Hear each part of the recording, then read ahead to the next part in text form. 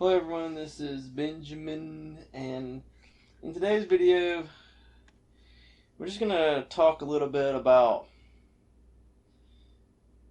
the social science or the sociology of like how ministry works, how churches work, how conversion works, and importantly how people like actually advance or have success in ministry. And my goal is not, I have a personal commitment just that only applies to me, that for me, I'm not going to ever, try to like make money doing ministry. But it is incredibly important to understand how this works. And human social science can actually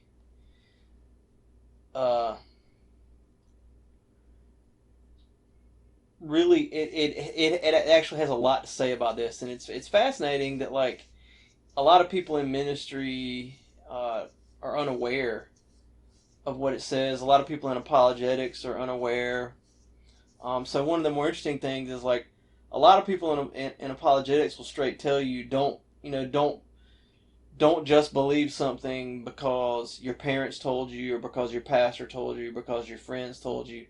Look at the evidence for yourself.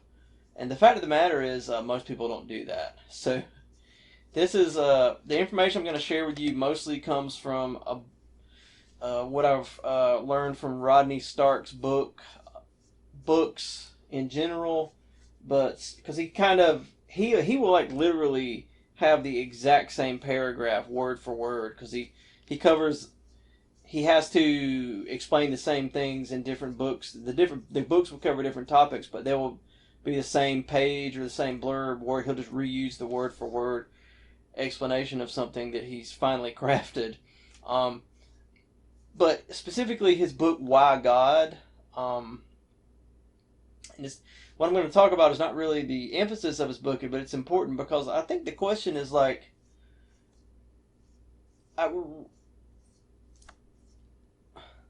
really, I guess the question we're talking about here is like the sociology of corrupt ministry.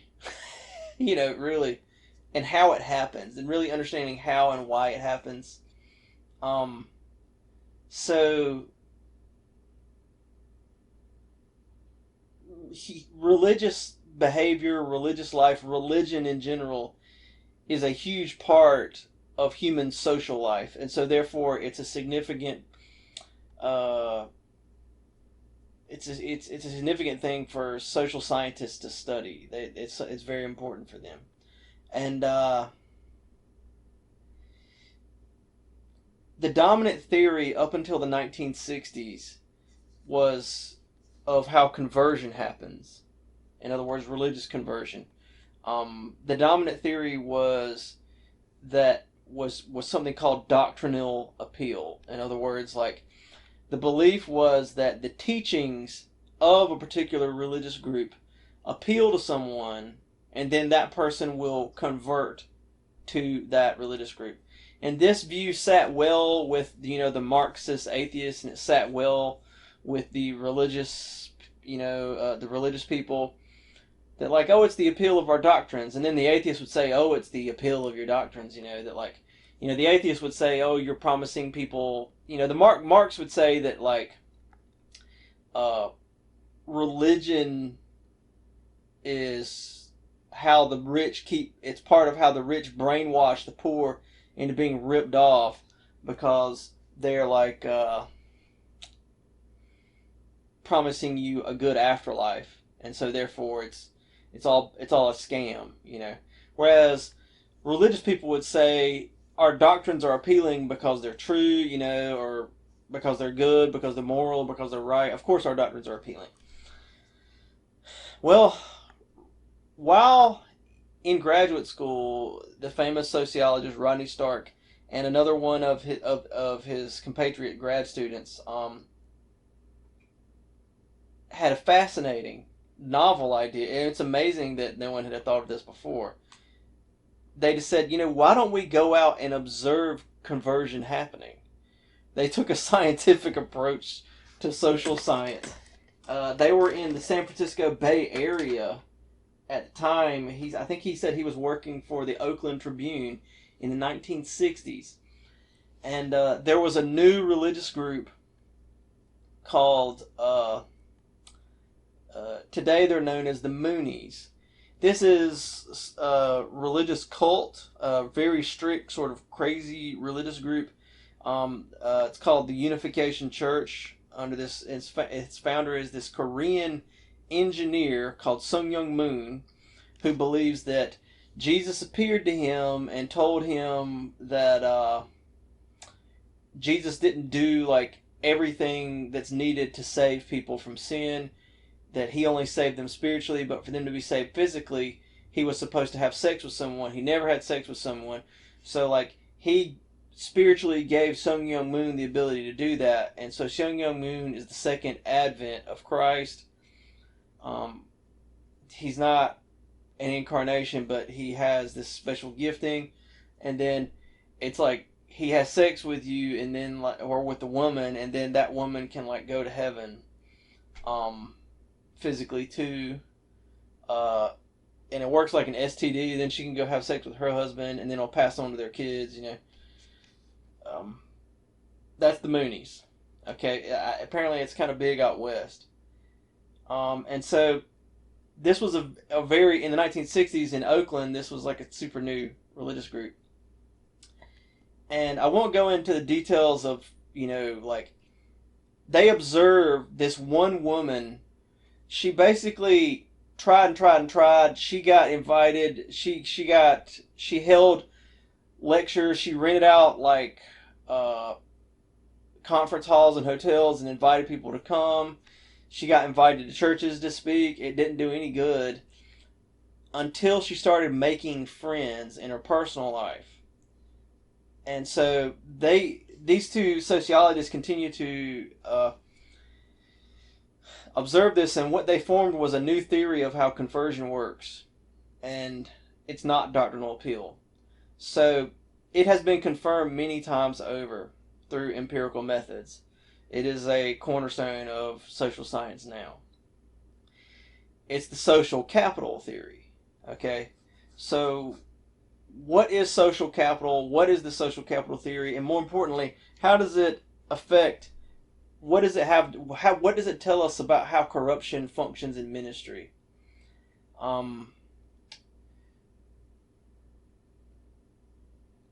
The issue is that the social capital theory is essentially tells us why a person believes what they do religiously. And once you understand why they do, it's like that there's a tremendous amount of stability in people's religious preferences and in their practices, behaviors, and beliefs. So like essentially, social capital, what is social capital? Well, everyone has social capital. Human beings are social creatures. And so we know what social means. Capital is essentially wealth. So it's like social wealth. So like social capital is real. Like, you know, most people, if they're fortunate enough, have someone in their life, you know, hopefully your parents, you know, or if your parents are dead, maybe your children are old enough that you could call on in your time of need. Like say you didn't have any money or anywhere to sleep, you lost your house, you could just go stay with them, and they would, so like you would actually get real money or real physical financial something out of that situation because of the relationship. Okay, it's a very basic fact of life that, like, you know, human beings are an interdependent species. It goes all the way back to the dawn of really humanity. It was one of the biggest breakthroughs in human progress on this planet in becoming the dominant species, the only species that can live, you know, as many places as we do. You know, there's Eskimos that herd reindeer in Siberia.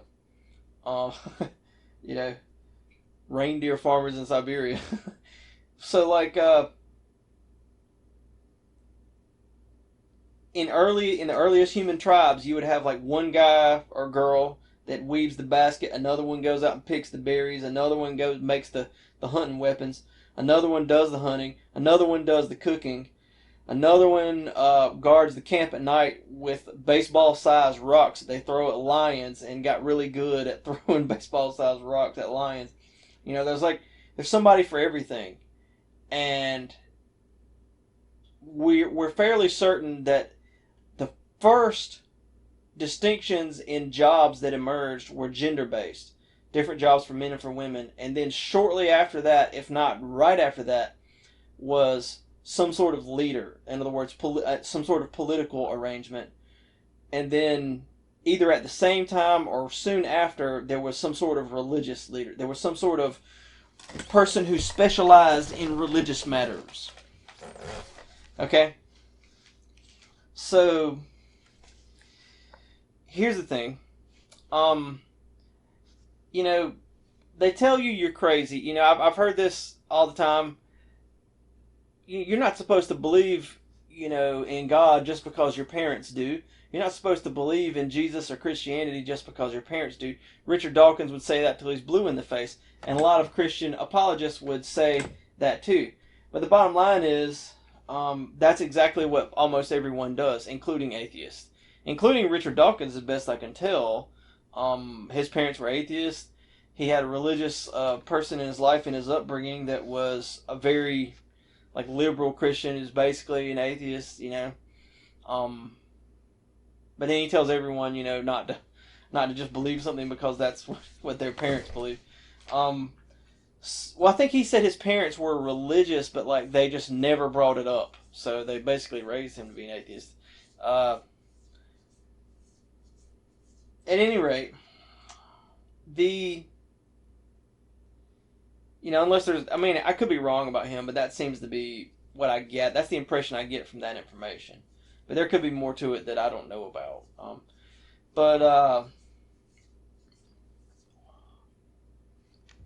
The thing is, normal people, most people, base what they believe religiously based on their social capital, and really the relationships in which they have the most social capital. So in other words, like, most people are going to believe what they believe because their parents, their wife or husband, their really important relationships with their friends. Maybe there's some sort of mentor in your life, a teacher, a pastor, a youth minister, somebody in your life that like, or really all of the people together who like you see as you deeply trust and respect. Whatever that person believes is probably going to be what you believe. And what the way Stark puts it, he says, when a person's social capital within the new religious group outweighs the social capital within the old religious group, conversion invariably occurs. Okay. And he even said most people who convert aren't really all that, don't really know why they converted, and don't really have that strong of a belief. And because they interviewed people as conversion was taking place. He said it was a few weeks after the conversion happened that they came to understand what they had converted to, and came to understand that the doctrines really were true. So the doctrinal appeal came after the conversion, and the belief in the doctrines comes after the conversion, and the conversion really happens because of the relationships. And this is what's the case for most people. But there are outliers, weirdos. For example, people who are converted by Christian apologetics tend to be the weirdos. People who have religious experiences. So, for example, the Apostle Paul, with his Damascus Road experience, he is a outlier to that. Here's a great example. This woman, she's like the VP now of RZIM, I guess, depending on whatever RZM is going to become now that Ravi is... apparently Ravi was a very naughty boy. Very naughty old man. But her name's Amy Orr Ewing. There's no reason to chastise her, although RZIM as a ministry is going to have to take some heat for this, given that, these things were going on. So there's going to need to be some sort of investigation into how this went on without anyone knowing about it, and what can be done to prevent something like this from happening again, yada, yada, yada. But Amy Orr Ewing is this woman. She's a Christian apologist from England. I think she studied at Oxford. She tells a story of growing up as a little girl in Australia. And the reason I bring the story up is because it very well illustrates what I'm talking about here. Her family was all atheists. Her grandfather was a very famous scientist and very big shot atheist, like big deal. And her mother and father were atheists, and all of their relationships, all of their social capital was within this atheism circle. They were working in Australia, even though they're from England, if I understand her correctly. She's just a young, I think 7, 8, 9, 10-year-old, like the true blue little kid years, where the child's growth slows down, and they get basically from age 5 to puberty, they get years of mental of learning and experience that no other creature in the animal kingdom gets, where their growth slows down and they just get years of learning. She was right in that period, and the little kid years. So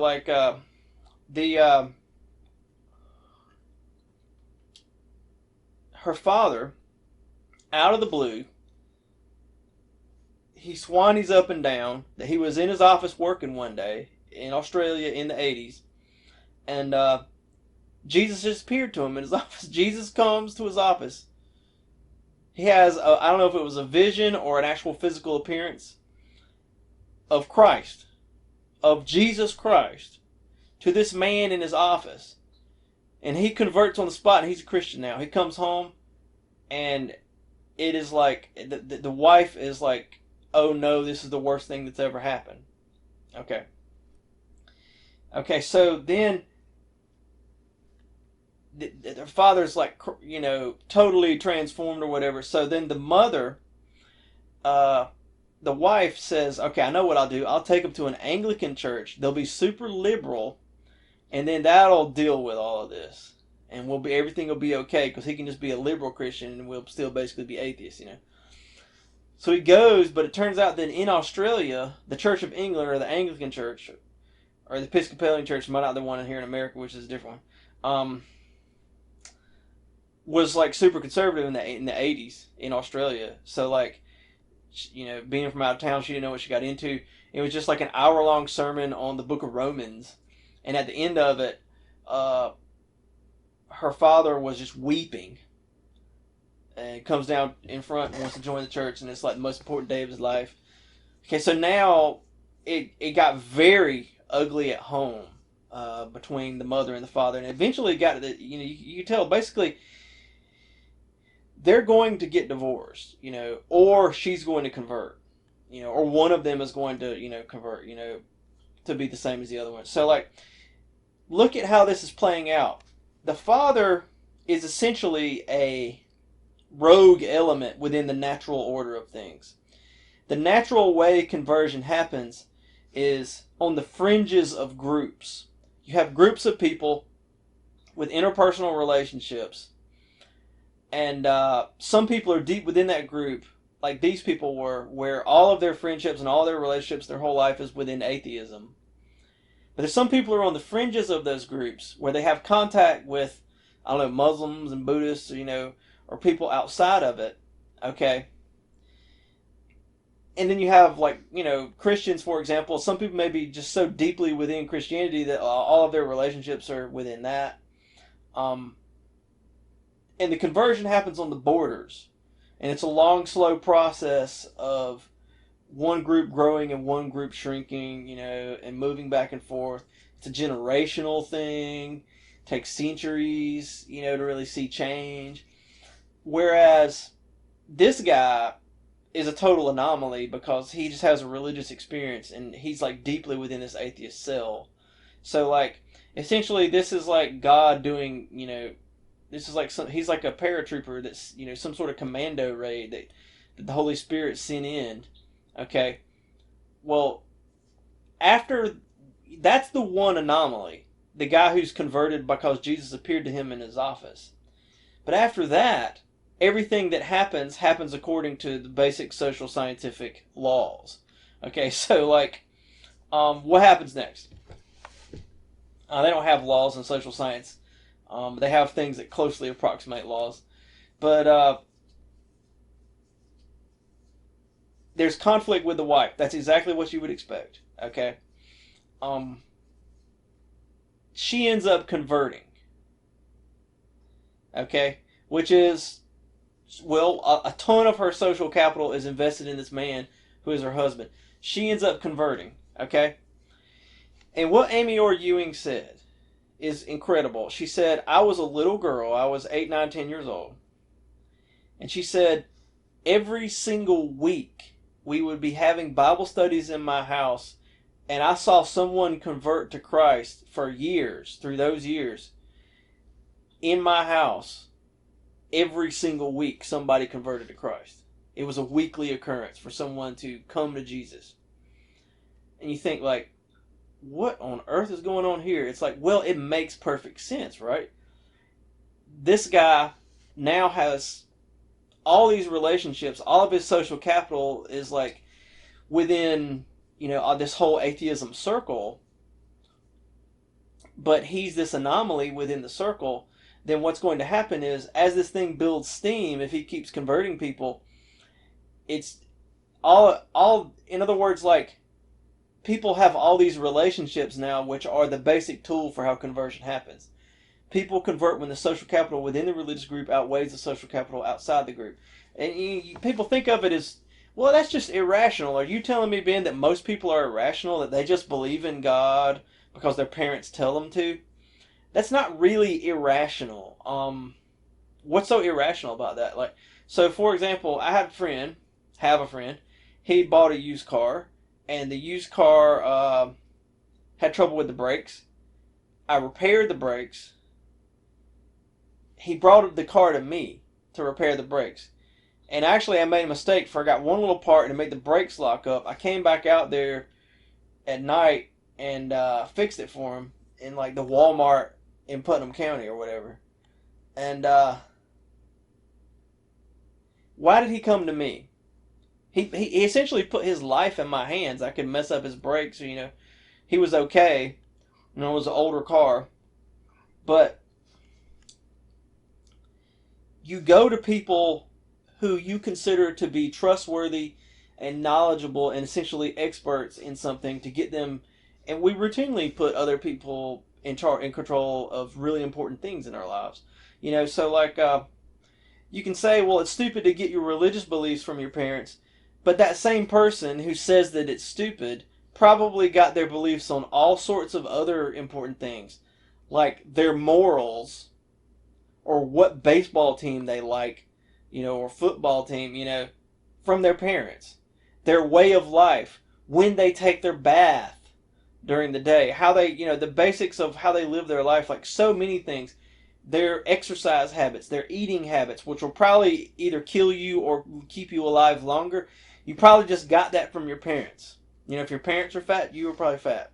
Or you were in a weird situation where you were the oddball who rebelled. But like, if you think it's okay to cheat in basketball, I had a friend told me that like the ref, his coach taught him trained him how to push somebody out of bounds when the ref isn't looking. And if there are people who probably think it's okay to cheat at certain times. If the ref didn't see it, it's okay. Where do they get that? They probably got it from their coach. They probably got it from their parents. That sort of thing. It's so simple. Like it's so simple. Let's imagine a hypothetical situation. Here's a young man. He is sort of mildly religious. His parents, believe it, but like they don't go to church that much. But it's part of their belief. He goes off to university. He gets involved in the biology department. Everyone there is a vigorous atheist. He becomes a vigorous atheist. Who is really surprised by that scenario? Who, though? Okay, so hopefully you understand that. Now we can begin to develop this idea and see how it really will dictate corruption in ministry. So, like, what's going to happen? Well, because a person's religious beliefs and even their practices, like people, because it's all connected to not just to your social relationships, but to your most important social relationships, then it's going to be incredibly stable. There's going to be a tremendous amount of stability in what most people desire and demand out of their religious experience, out of their religion, period. So here's the thing. If there's one word I want you to take away from this, it's the word stability. Religion tends to be stable. Okay? So, people resist change. Most people I know in ministry complain. It's a chronic complaint that, like, I want to make changes. I want to improve the ministry. I want to grow the church or improve the church in some way. But there's so much opposition to change here. That is normal. I'm not going to run past judgment on whether or not that's good. But that is the normal behavior for how humans behave. Okay? Alright. And it goes beyond, it's not just a matter of, what you believe, it's all the details, it just wouldn't be Christmas if we didn't do the candlelight ceremony on Christmas Eve. That kind of thing. Whatever the thing is for you. It's probably, what you grew up with, unless you had a conversion experience, when you made all new friends because you moved to a new town,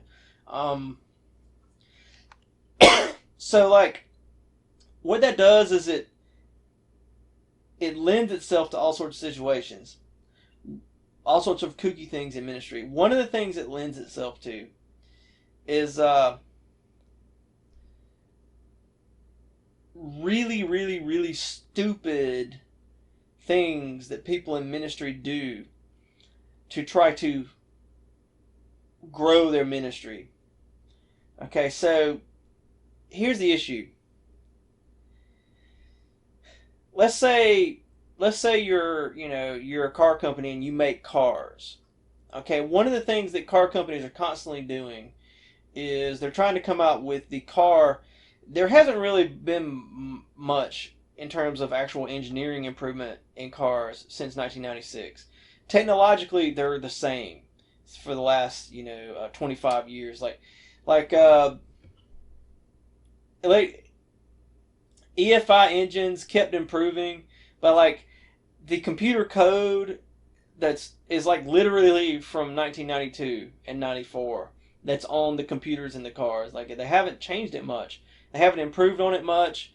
I think there's some cool stuff coming down the pipe right now technologically, but the only real upgrades to how cars work have been just GPS and different electronics in the car, some safety features, but there's not a whole lot, whereas if you go back to if you look at 1910 and 1925, like the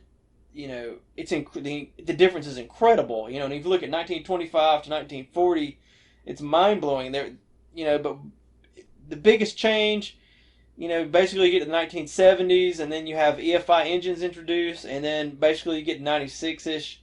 That's about it, we could all be driving, 1990 Honda Civics and basically be the same thing technologically. But in terms of lifestyle art, there's always room for change. Cars are constantly changing. So, like, these car companies are constantly trying to market their cars, which are basically the same as the ones they came out with last year, but they're having to have that new car with that new look. It's like, okay, here I am. I'm this person. I drive this car. It's lifestyle marketing. I have this person who has this lifestyle who rides this car. And a new car, any one of these car companies next year, it doesn't matter what they are, Ford, Honda, Toyota, whoever, they can come out with a new look on a new car. I remember in the late 90s, Dodge was kind of a really boring company, and everyone, kind of focused on Ford or Chevy in terms of trucks. And then Dodge came out with this different shape look of the truck. They featured it heavily in this movie Twister, and it was like the star of the movie along with the tornadoes. It was this red Dodge, and then it was on the Walker Texas Ranger show, and then that was just like, was it really, in an engineering perspective, any different from what they sold before? No. But now all of a sudden, it was like, okay, there you go. That's it. That's the car. And it put them on the map, and all of a sudden there was tremendous demand, and they made a lot of money. Okay. So hopefully I've set the stage. In most businesses, you can come out with new products, like, the Dodge Ram or whatever. You can come out with new products, and those products can be can affect demand. In other words, your company can experience an increase in demand because you came out with a new product. Here's the point. You can't do that in ministry, in religion. So if you are a minister, you probably want to make money. I hate to say it, but the desire to make money is something that is, always going to be right there. So there's, as much as we want ministers to, follow God and not be in it for the money, the bottom line is they're never going to be, the desire for money is always going to be, right there next to them. It's something that, it's just always a factor. Okay, money is always a factor. How do you make more money in ministry when people's religious desires are incredibly stable? You can't come out with that new car, that new truck, that new SUV. You can't do it. You can't. You cannot do that. And so what you have are all kinds of ways around this problem. One of the ways is the river in Egypt called the Nile. I have seen this multiple times. We've all seen this. So, for example, when I was, I guess, a young kid in youth group, during my youth group years, there was this thing called John Jacobs and the Power Team, where they would come out, and these guys in matching windbreaker outfits who looked like they were all on steroids would perform various feats of strength and then share the gospel. And it was like a really cheesy gimmick. And, you can see all these parents bringing their kids, there's a ton of that. I think I saw them one time at Super Wow Camp in Georgia at Jekyll Island. And, they had these, 1-inch thick sheets of ice. And, they were, spaced out, one, the dude ran through, 5 of them. So, this huge guy, ran through them. And then they had some hot water bottle, the thick rubber. They tore some phone books into, and they blew up hot water bottles until they exploded. And one guy, bent a frying pan, I don't know what kind of frying pan. I remember he, folded up a frying pan. And, they would hype you up or whatever, and you'd be like, yeah. And then they'd tell you about Jesus, and it's like a cheesy gimmick, One of the weirdest was this minister I knew who had gotten into this. See, what happens is it's not just cheesy gimmicks. It's desperation. People are desperate. Ministers are desperate to increase demand, so that all sorts of kooky, dumb ideas, terrible nonsense gets thrown at you that really has nothing of value, for your ministry. And so, here's the thing. churches and denominations can grow over time by being more appealing and that sort of thing. But like that is a generational thing because it's connected to that social capital. So like you can, especially we've seen denominations in the past, like the Puritans, for example, that were like I think 1 in 3 Americans at one point before the Revolution, and today they're like, not even 1 in 100. Not even close. They might be like 1 in a million. No, I think they're not. I don't know how small they are, but they're like tiny. Other religious groups in their day that were tiny, like the Methodists, for example, had a meteoric rise, and then since the 1970s, they've started going downhill. So it's a very generational thing. It happens over the course, and it doesn't happen like churches grow, denominations grow, but it's like it's not going to affect you, the minister's career. Okay, so it's a very relevant thing in the long term, but in terms of an actual career of a minister and growing his or her church, no. You're not going to have any kind of anything in your lifetime occur, or especially in your career. So, and it's worse than that. Like the people that left the Methodist Church, when they left, the first break-off movement was the Seventh-day Adventists. I'm sorry, not the Seventh-day Adventists, the Church of the Nazarene, because one of the things the Methodists did, but this is before the 1970s, so I guess they started shrinking before the 1970s. One of the things they did was they said it was okay to go to the movies. And there was a big issue in the early days whether or not it was sinful to go to the movies because they felt like the movies were very, there was a lot of sin in the stories. And so people were against it. And the Methodists said, okay, we're going to do movies. So a ton of people left and formed the Church of the Nazarene. Well, then the 1950s roll along and TV comes out and the Church of the Nazarene has to decide what they're going to do about that. And it's a very different issue to ban people from watching TV, especially since the Nazarenes had come to just always listen to radio shows as their holier alternative to going to the movies. Now the radio shows were all switching to TV, and so the Church of the Nazarene decided, okay, what we're going to do is we're going to say okay to TV, and a ton of people split off after that. So when these people left and new religious groups formed, like so for example, when the Church of the Nazarene formed, those were people who grew up in the Methodist Church who felt like they were forming a church that was really a representation of what the Methodist Church used to be when they grew up in it. So like, even when religious groups die and new ones form, the actual change to the religious makeup of the culture is even more stable than that. Although there's change in that too. There is religious change, but it's even more stable than. So like, the point is, if you're trying to increase demand for your religious group, you're probably going to wind up becoming increasingly desperate and going for gimmick after gimmick after gimmick after gimmick. One of the craziest was this minister I knew, he got in this thing called D groups. And he like, all he does, it seems like, is listen to podcasts and read books on like how to grow your ministry, how to grow your ministry, how to grow your ministry.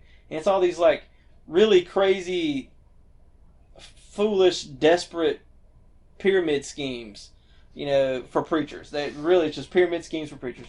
And he had this thing called D groups. It was like the dumbest thing in the world, and it was short for a discipleship group. And I mean, the way he presented it to you, it felt like you were going to one of those pyramid scheme meetings. A thin facade of Bible verses, and he literally was claiming he was going to have exponential growth. That it was like 2 raised to the power of how many years it's been. How many people is going to be coming to his thing. So, we've all seen it. I remember there was a pastor somewhere down in Florida, and when the Game of Thrones TV show finale'd, he like had the stage. He had the actual like throne, iron throne thing from the show. I never seen one episode of that show, but I saw that throne on there numerous times. Everybody had seen like clips of, or photos of like the final episode. Well, he was, sitting in it on his stage, and he had like women out dancing around him. That's exactly what I'm talking about. Just like ridiculous gimmicks. Okay, so that happens. That's pretty unsuccessful. Okay, what is more successful is the other approach, which it leads to all sorts of problems and basically corruption in ministry. Okay, because remember, the word for the day is stability. So here's the thing. People's demand, their preferences, what they want to be provided to them is very stable. So you can't affect or alter demand for what you're selling. You can't come out with new or better products, and you can't beat the competition. But what you can do is limit supply or control supply. So the main way to increase the amount of money you make is to control supply. So like what you have, that's the way that's successful. So like what you have are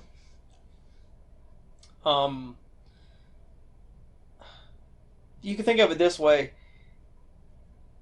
Everybody wants like the same pie, made the same way, with the same filling, with the same everything. The question is not what kind of pie you're going to eat. You can't make a better pie. You can't change the pie at all. You can't have a bigger pie and bring more people over to your pie. You can't do that. But what you can do is control who gets to be the guy that gives them the pie. Okay? So like so for example, I went to this this thing called the Youth Evangelism Conference years ago, and they had a freestyle skateboarder come skate, and a guy on like a dirt bike. I guess it was a propane powered dirt bike, since we was riding it indoors. It's a conference hall with like probably a few hundred people in there, teenagers, and he did some like freestyle BMXing on the dirt bike, and then the skateboarder did some freestyle tricks. That means like flat ground, like never rolling. Like he can literally do the tricks on, you just lay down one sheet of plywood or something, and or 2 sheets of plywood on the ground, and that's all he needs. So just like flip tricks on the flat without rolling, and then pretty similar stuff on the dirt bike. They did a very simple exhibition of of their stuff. Then what? The guy preached the Romans Road. He literally just walked you through Romans. And what was the response from the teenagers? Like a ton of teenagers came down front and got saved and accepted Jesus Christ. It was really like amazing. They like this conference goes on, and there was like, this was just like the middle of the day event, like the boring small event. They have this big event at night, and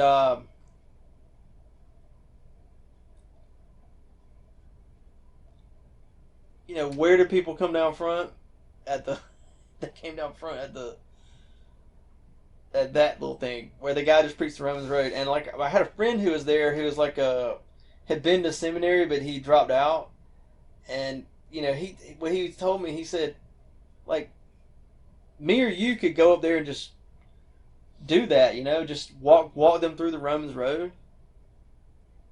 Like he said, anyone could do that. Like any youth minister in that room could have done that. And that's really the point that I'm talking about here. And I told him, I was like, well, I mean, do you really want him to have done any different? I mean, the Romans Road is good, isn't it? It's in the Bible, and a ton of kids got saved. And he's like, yeah, but anybody could have done that. And I think he wasn't real sure what his point was, and it's something that stuck in my brain. I had to think about it. And then I read this Rodney Stark book, and I was like, Oh, I see what's going on here. Um, it's not about making a better pie. It's about who gets to be the person that gives them the same pie. You see what I'm saying? So like, I've seen it a hundred times. Let me give you another example. Okay, so this is from the Middle Ages. So like, and just the history of Christianity through the Middle Ages. So like, Christianity was sort of this underground thing, although it got bigger and bigger, and for the most part, it wasn't that persecuted, but sometimes it would be. Um, in the Roman Empire, then the Emperor Constantine converts to Christianity, and then he becomes the emperor over the whole empire. After yada yada, a bunch of things happen, and then because he's a Christian and he's the emperor, he's very wealthy and has the emperor basically owns the world. you know So what that means is he is now financially backing Christianity. Christianity now has the emperor's financial backing. Who's the guy that runs the government, is now a member of the church, so they're his money, which is he is the government, and therefore the government's money is now the church's money. So like, what this means is, a lot of money flows into the church, and all of a sudden, being a preacher becomes something that could make you like a lot of money. And so there was a literal stampede of the nobility, of the wealthy and rich people, into ministry jobs. Basically, the clergy, priests, bishops, all the different offices they had. Okay.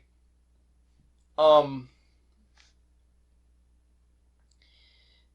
The So there's a stampede of noble families and people in noble families into the clergy. And so the issue was, you could make a lot of money as a preacher. And so a practice developed called simony, or sometimes they pronounce it simony. I think it's simony. But in simony, what you're doing is you're actually paying someone for your ministry job, for your preaching job, for your priestly job, for your clerical job. Okay? So you're paying someone to be the preacher, because you're going to make so much money as the preacher that it's worth it to you to buy the job. Okay? So it's called simony because in the book of Acts, Peter and John are somewhere, I don't know where they go. I can't remember where they go. And there's this guy called Simon the Sorcerer who sees that the Holy Spirit is given to people when Peter and John lay their hands on them. And so he offers them money to give him this ability too, so that the Holy Spirit can be bestowed through Simon the Sorcerer's laying on of hands. And so Peter says, may your silver perish with you, because you thought you could buy the gift of God with money. You have no part in this ministry. For your heart is not right before God. You're trapped in the gall of bitterness. And a Jew would have understood. What he was, is the sorcerer was jealous. But the Jews understood from Genesis that jealousy really comes from not being grateful for what you have, and bitterness about your own thing. That's why people are jealous. Sometimes jealousy is good, because when you feel yourself being jealous, it can help you realize that you're actually bitter about something in your life that you didn't realize you were bitter about. But so anyway, the practice of simony emerged in the church in the Middle Ages, and eventually it got so developed, it was a very highly organized thing, and it got so developed to where it was never directly hereditary, and there was a lot of nepotism, just because there did develop great clerical families and houses, so it became largely a matter of who your parents were, kind of thing. So like, And one of the complaints, when you finally get to the Protestant Reformation, they had a bunch of complaints about the Catholic Church, but one of the complaints was simony. And when the Protestant Reformation happened, the Catholics then had their Counter-Reformation, which may have had more effect on Christianity than the Protestant Reformation did. It's a bit debatable, but it was a pretty big deal, and they actually ended the practice of simony. They didn't end. I think they ended the indulgences, but they didn't end a lot of the other things that the Protestants wanted them to end. But they did end simony. So people were making a lot of money, as preachers, because they'd have, in the Middle Ages, they'd have the actual financial backing of the king, and then they would even charge people. It got to the point where the Catholic Church was like charging people for different, the indulgences and the different things. Like, it's like, okay, you want to get your mama out of purgatory, pay me to preach a sermon about an evangelistic sermon to poor people so that they'll come to know Jesus, and that good deed will get your mama out of purgatory. So, like, they were making a lot of money doing things like that. Also, you pay the church this, and pay the preacher this, and you'll be good to go to heaven. It doesn't matter how much you sin, that kind of thing. Like, they were making a lot of money through these different practices. And because they were making so much money having this church job, that's why why simony was going on. People were paying money to get the job so they could make the money. Okay, so it got to the point, and this is a key point that we need to understand here. It got to the point where getting the job as a minister didn't really have much to do with doing a good job as a minister. It had to do with the system of people who controlled the organization, basically the rest of the clergy, and how, in other words, like, there's a system in place that has a stranglehold on the supply of ministers. Okay? And to make money as a minister in that system, you have to navigate that system of the clergy, of the church organization, and the officers within the church who control who gets to be an officer within the church. And so, think about it. It doesn't really, how much difference is it going to make if you do a good job or a bad job, right? Because of the tremendous stability. Okay, so it took a long time for the Protestant Reformation to happen. Okay,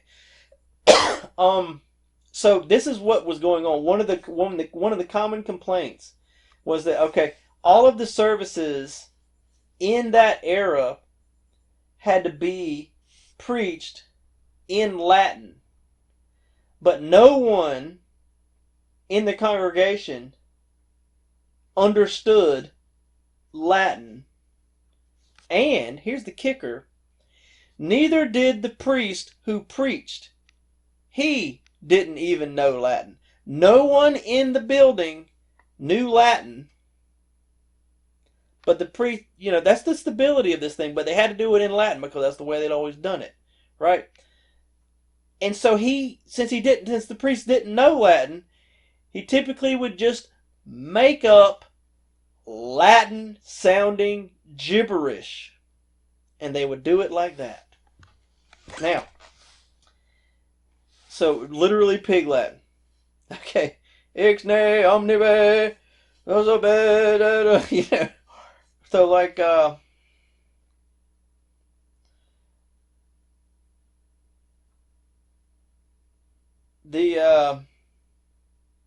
you think, well, that's so silly. And then I started thinking to myself, I was like, well, now, wait a minute. I've seen the same thing 100 times over in a different environment, in a different context. Where, here's the thing.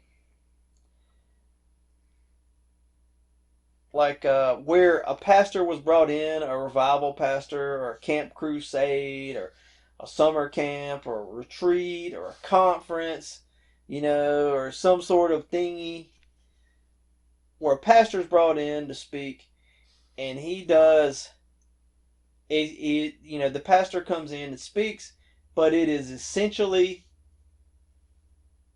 gibberish. Now, it's not total gibberish. It's not like it is in English and you can understand what the guy's saying, but he doesn't really have much of a point. Sometimes it goes on just every Sunday in some churches. It's just that's just how it is with their pastor. Because of the stability, in other words, like it's Methodist sounding gibberish, it's Baptist sounding gibberish, it's Lutheran sounding. It basically sounds like the normal evangelical Protestant church that you go to. It sounds like that stuff, but it's gibberish, And like he doesn't really have a point. He just knows how to sound like that stuff. He just knows how to have that vibe, that sound, that feel, and that's close enough. And you say, well, how does someone get away with doing such a bad job in ministry? Because of the stability. Because of the stability. There is a ridiculous amount of stability. So for example, let's say you go to Burger King and you're going to get a hamburger, and it literally has mold on it. It's like literally has green spots on it. Okay, first of all, you're not going to eat the hamburger. You're probably going to go back in there and be mad at somebody or something. And what's definitely going to happen is you're not going to go back tomorrow. You're going to be at McDonald's the next day, right? You're going to McDonald's next time for sure. And you're probably going to tell everybody you know it's going to be the biggest deal ever. Okay? People won't do that with ministry. They'll go and the pastor can can twist the Bible, can preach a bunch of political propaganda for whatever political thing he thinks.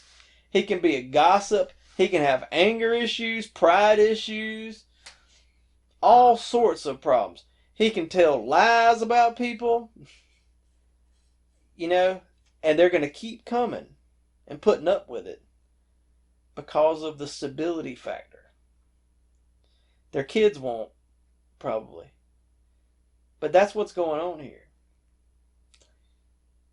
You put up with it in ministry because of the fundamentals that the social science tells us. Okay. So, how does someone actually get fired as a minister? It happens.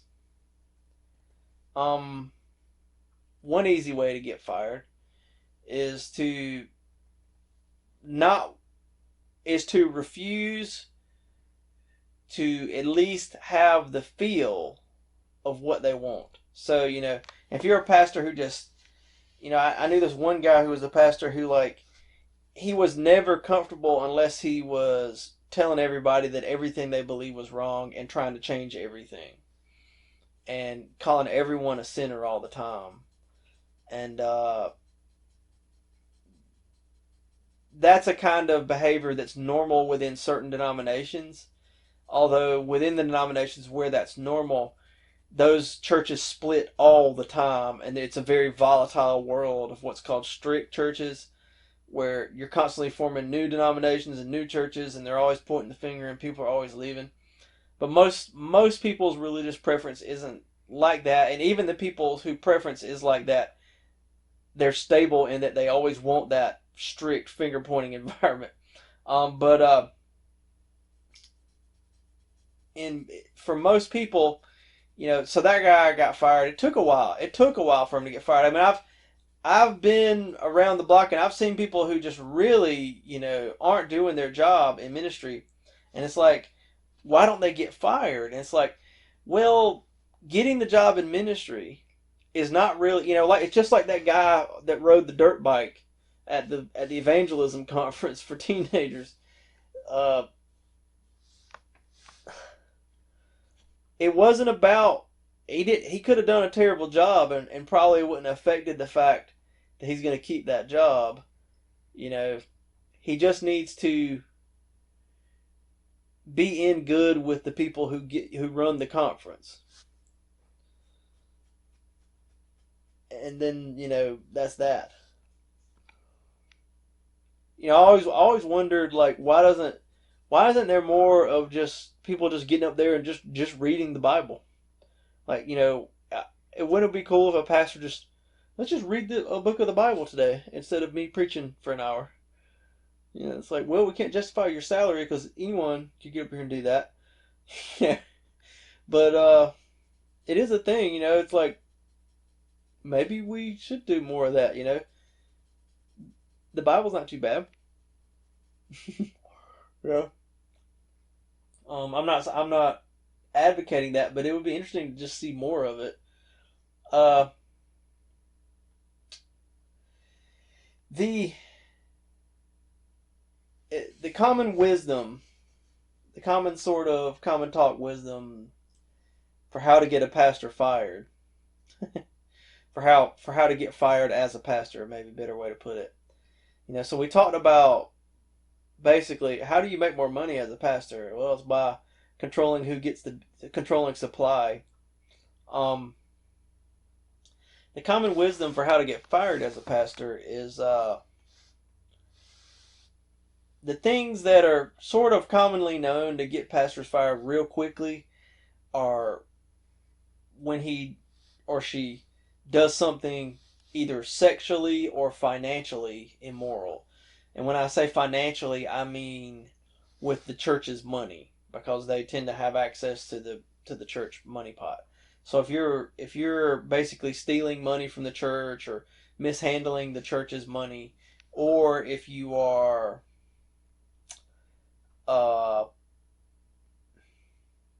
doing something sexually inappropriate, that tends to get you fired real fast. More so than other things. Although apparently there's a problem, at least in the Southern Baptist Convention. There was that big expose that came out of, was it San Antonio Times, and then I think that a Dallas newspaper, or no, it was Houston Chronicle, published this thing. It was like this registry of like 700 different types of ministers who, like, they would get into some sort of sexual problem and have to leave a church, and then they would just go to another church. Okay, so there's all of that. How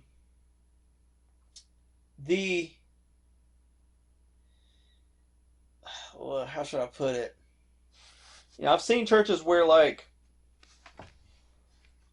the guy told me, the youth minister told me that, like, he said the craziest thing. He said, the pastor at my church, I've been, working with him for like so many years, and he has never once asked me about what I do as a youth minister.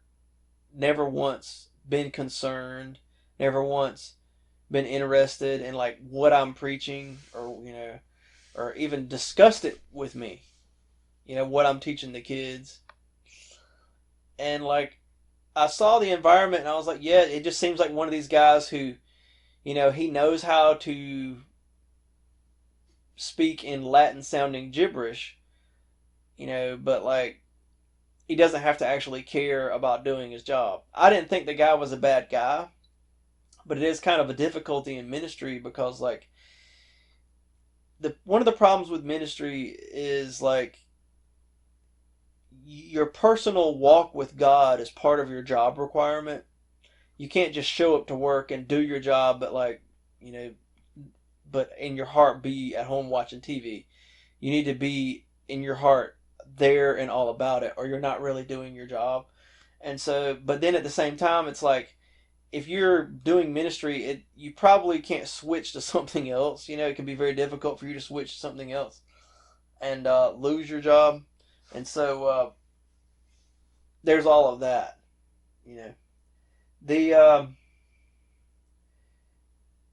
So corruption in ministry has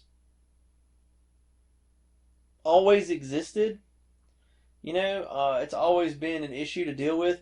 Even before Constantine came in and brought the money into the thing, you still had a lot of problems because you had all sorts of heretical groups that emerged within Christianity, and then you had criticism of these heretical groups by what are basically called proto-Orthodox Christians. And then the criticisms, here's the point, the criticisms of like the Gnostics, for example, went a bit overboard. It was like they were doing things that we're pretty sure, they said the Gnostics were doing, having sex like crazy. And it's like, well, actually the Gnostics were, they believed in total celibacy, and all outside evidence indicates, so like, there's always problems,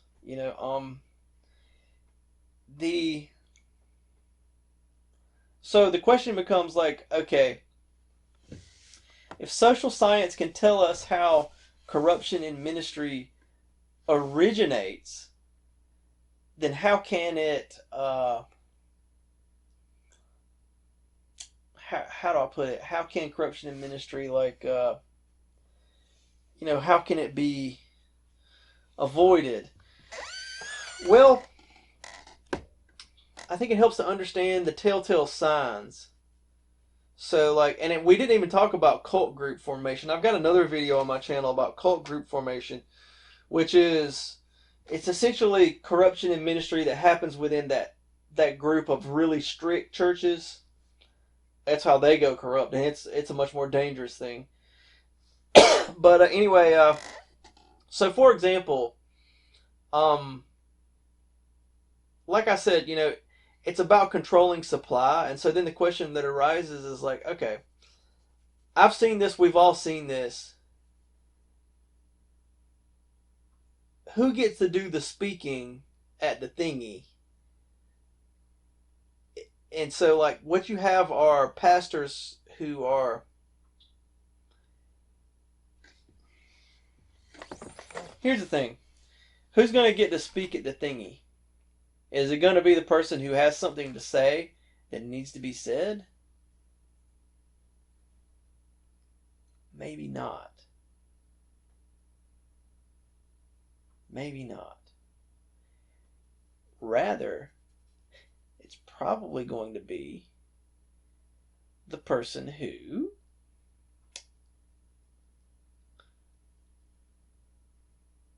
made some sort of deal with the person setting up the event. So, like, let's say a youth pastor wants to set up an event. He's going to have a weekend retreat thing with his church. He's going to invite another church. And so what he's going to do is say, hey, you person, come speak at my event. Okay, I'll come speak at your event. And then, because of that, it's like, okay, then I'm going to come speak at your thing, or, some kind of thing, or like, I'll let you speak at my thing, and then you're going to bring all your kids to, to my thing, like, there's a behind the table bro deal situation going on. Okay? Those under the table agreements are how the structure works. So, like, it's real simple. It's like, okay, I want you to come speak at my camp. You come speak at my camp, and then I'll have you, but, to rub, since I run the camp and I get, make the money off the camp, I want you to bring as many kids as possible from your church to my camp, and then I'll let you be the guy to speak at my camp. And so the problem is that whole process doesn't have a lot of motivation for the guy doing the speaking at the camp to actually do a good job preaching. There's not a lot of that in there, because the kids are going to come to the camp regardless. They're going to keep, the families are going to come to the churches regardless because of all that stability. So a lot of the problem is just due to the fact that that's where the demand is. But if you want to upset that system, that, I guess, handshake, bro deal, good old boys club system, a simple, one tempting thing is to just say, well, just introduce female pastors. Well, that doesn't seem to fix anything, because girls know how to make bro deals too. So in denominations where they have that, it changes nothing. because women are just as bad about that. But anyway, all right, so what can you do? And I mean, think about it. Like, why do all these denominations want to keep female pastors out? The ones that do, because they've got a whole system of bro deals set up, and you can't have that. That would ruin their whole thingy. Their whole financial livelihood, their careers are built on this. Their families, probably like the whole ministry. Some of these ministries are huge and have a ton of employees. And you're just going to upset all that because the basis of how that works, in other words, success is determined by your ability to exercise control over supply. In other words, in any economic system, there is supply and there is demand. Your success is determined by your ability to exercise control over supply. Okay, so here's the thing. Once we become aware of how this system works, then we can begin to inhibit it. I'm not trying to present a solution here, but it does seem like some things present themselves. So like, you can,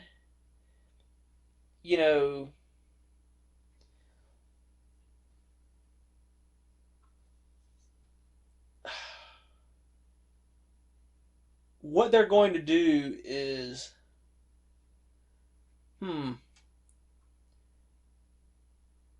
so like you can invite somebody, let's say a whole system is set up where, there's certain arrangements set up. You can invite somebody to go to like another thingy, so for example, I invited, somebody to come speak at a camp just to see if he was interested, and it was like,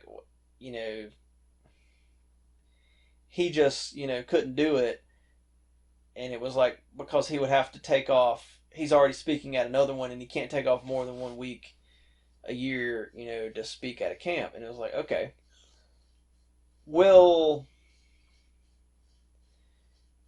in his particular case, that very well could be the case.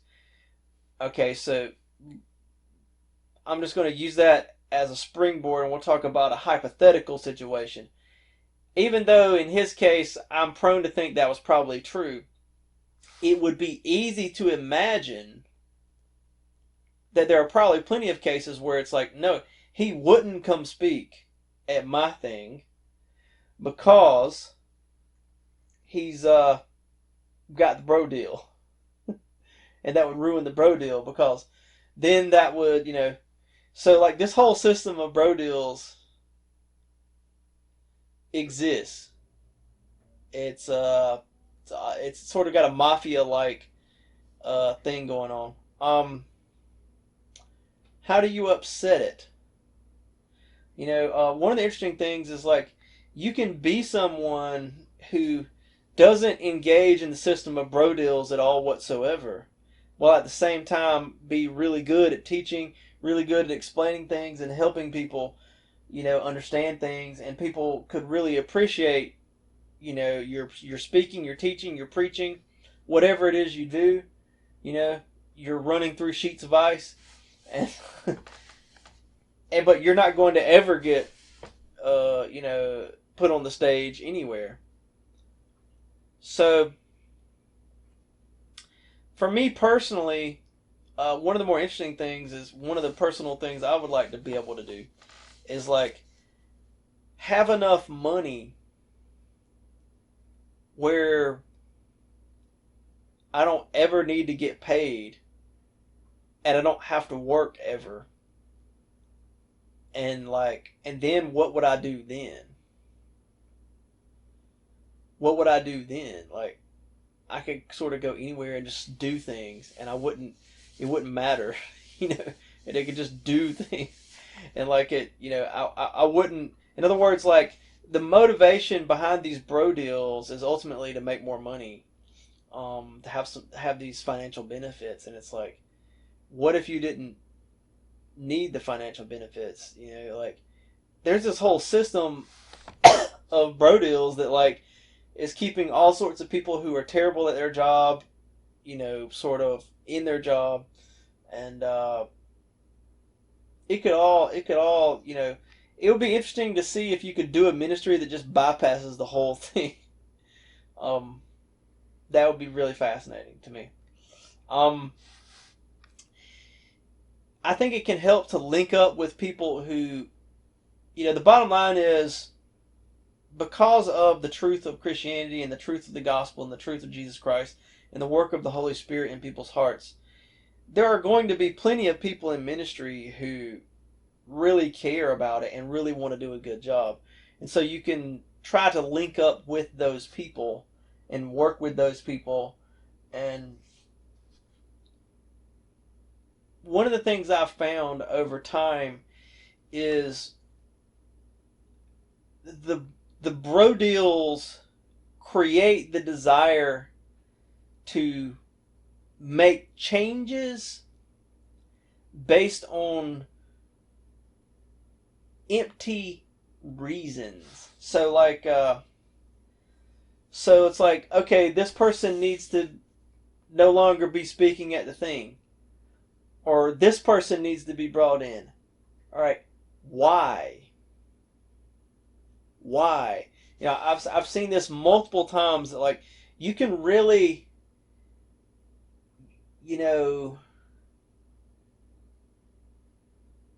mean, at the same time, so someone wants to make a change in how we do things, okay, or something like that. Essentially they want to bring in this or that, and there's this system of bro deals, okay.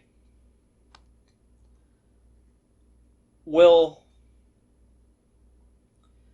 can we not, in other words, like, this system of bro deals is going to create people who are going to propose ideas that at the end of the day don't really have much of a justification, because the motive is ulterior.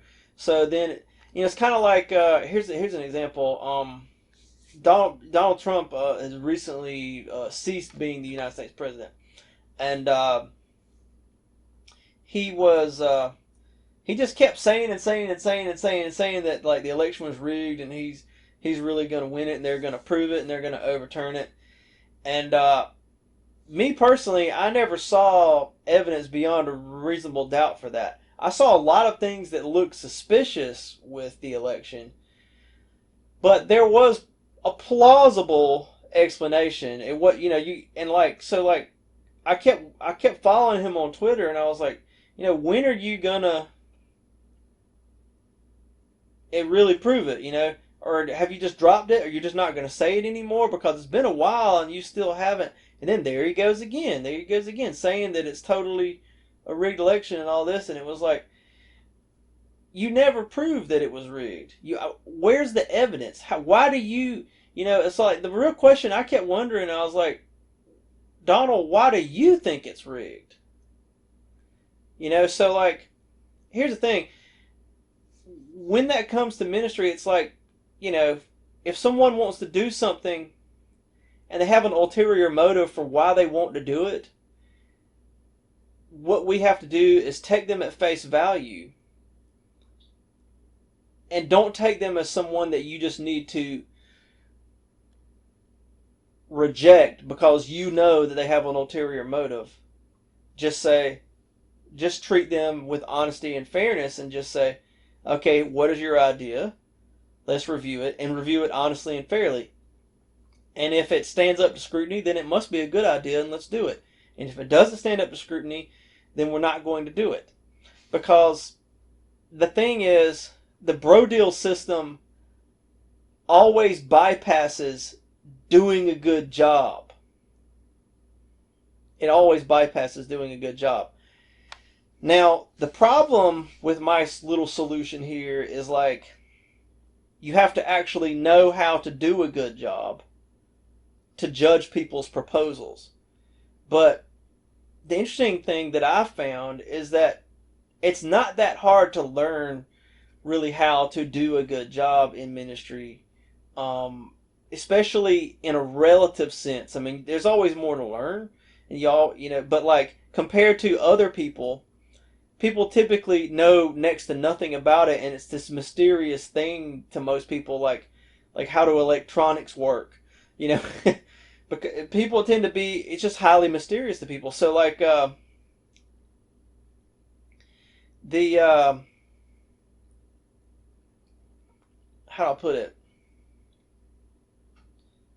If someone wants to make a proposal, I'll just say, hey, I'll okay, you know, why do you think that's, on the table? They give you their reasons, and then you say, all right, just take them at face value and put up to an investigation, and then like make it stand up to scrutiny. Like, where's your evidence? Give me specifics.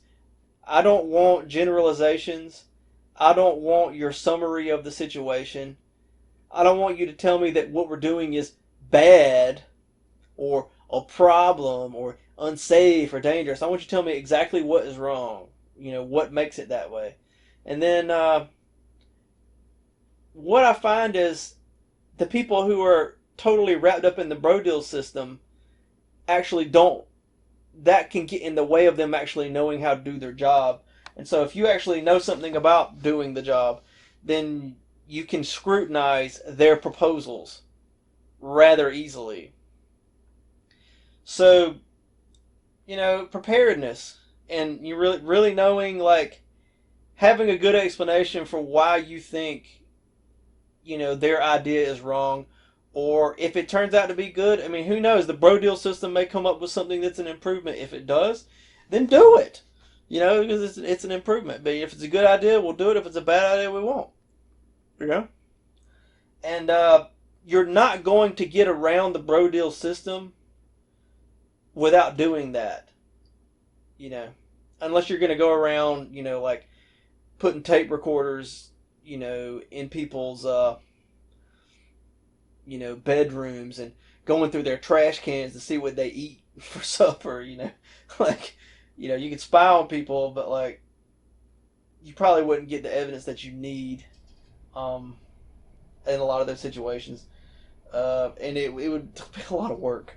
But anyway, there's that.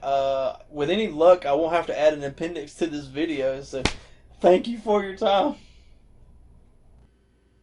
Alright, so we have to do an appendix again. There's a few things, I should have said before, or I didn't even realize before. And more importantly, after listening to what I just said, I realized, like, we really need to do some application of the core ideas that we talked about. So the first little thing that I noticed is, like, what I call a modern day bro deal, in ministry, where, it kind of is how the corruption in ministry, well, we won't go back into explanation of what we just talked about, but like, that's a skater term that we skaters use.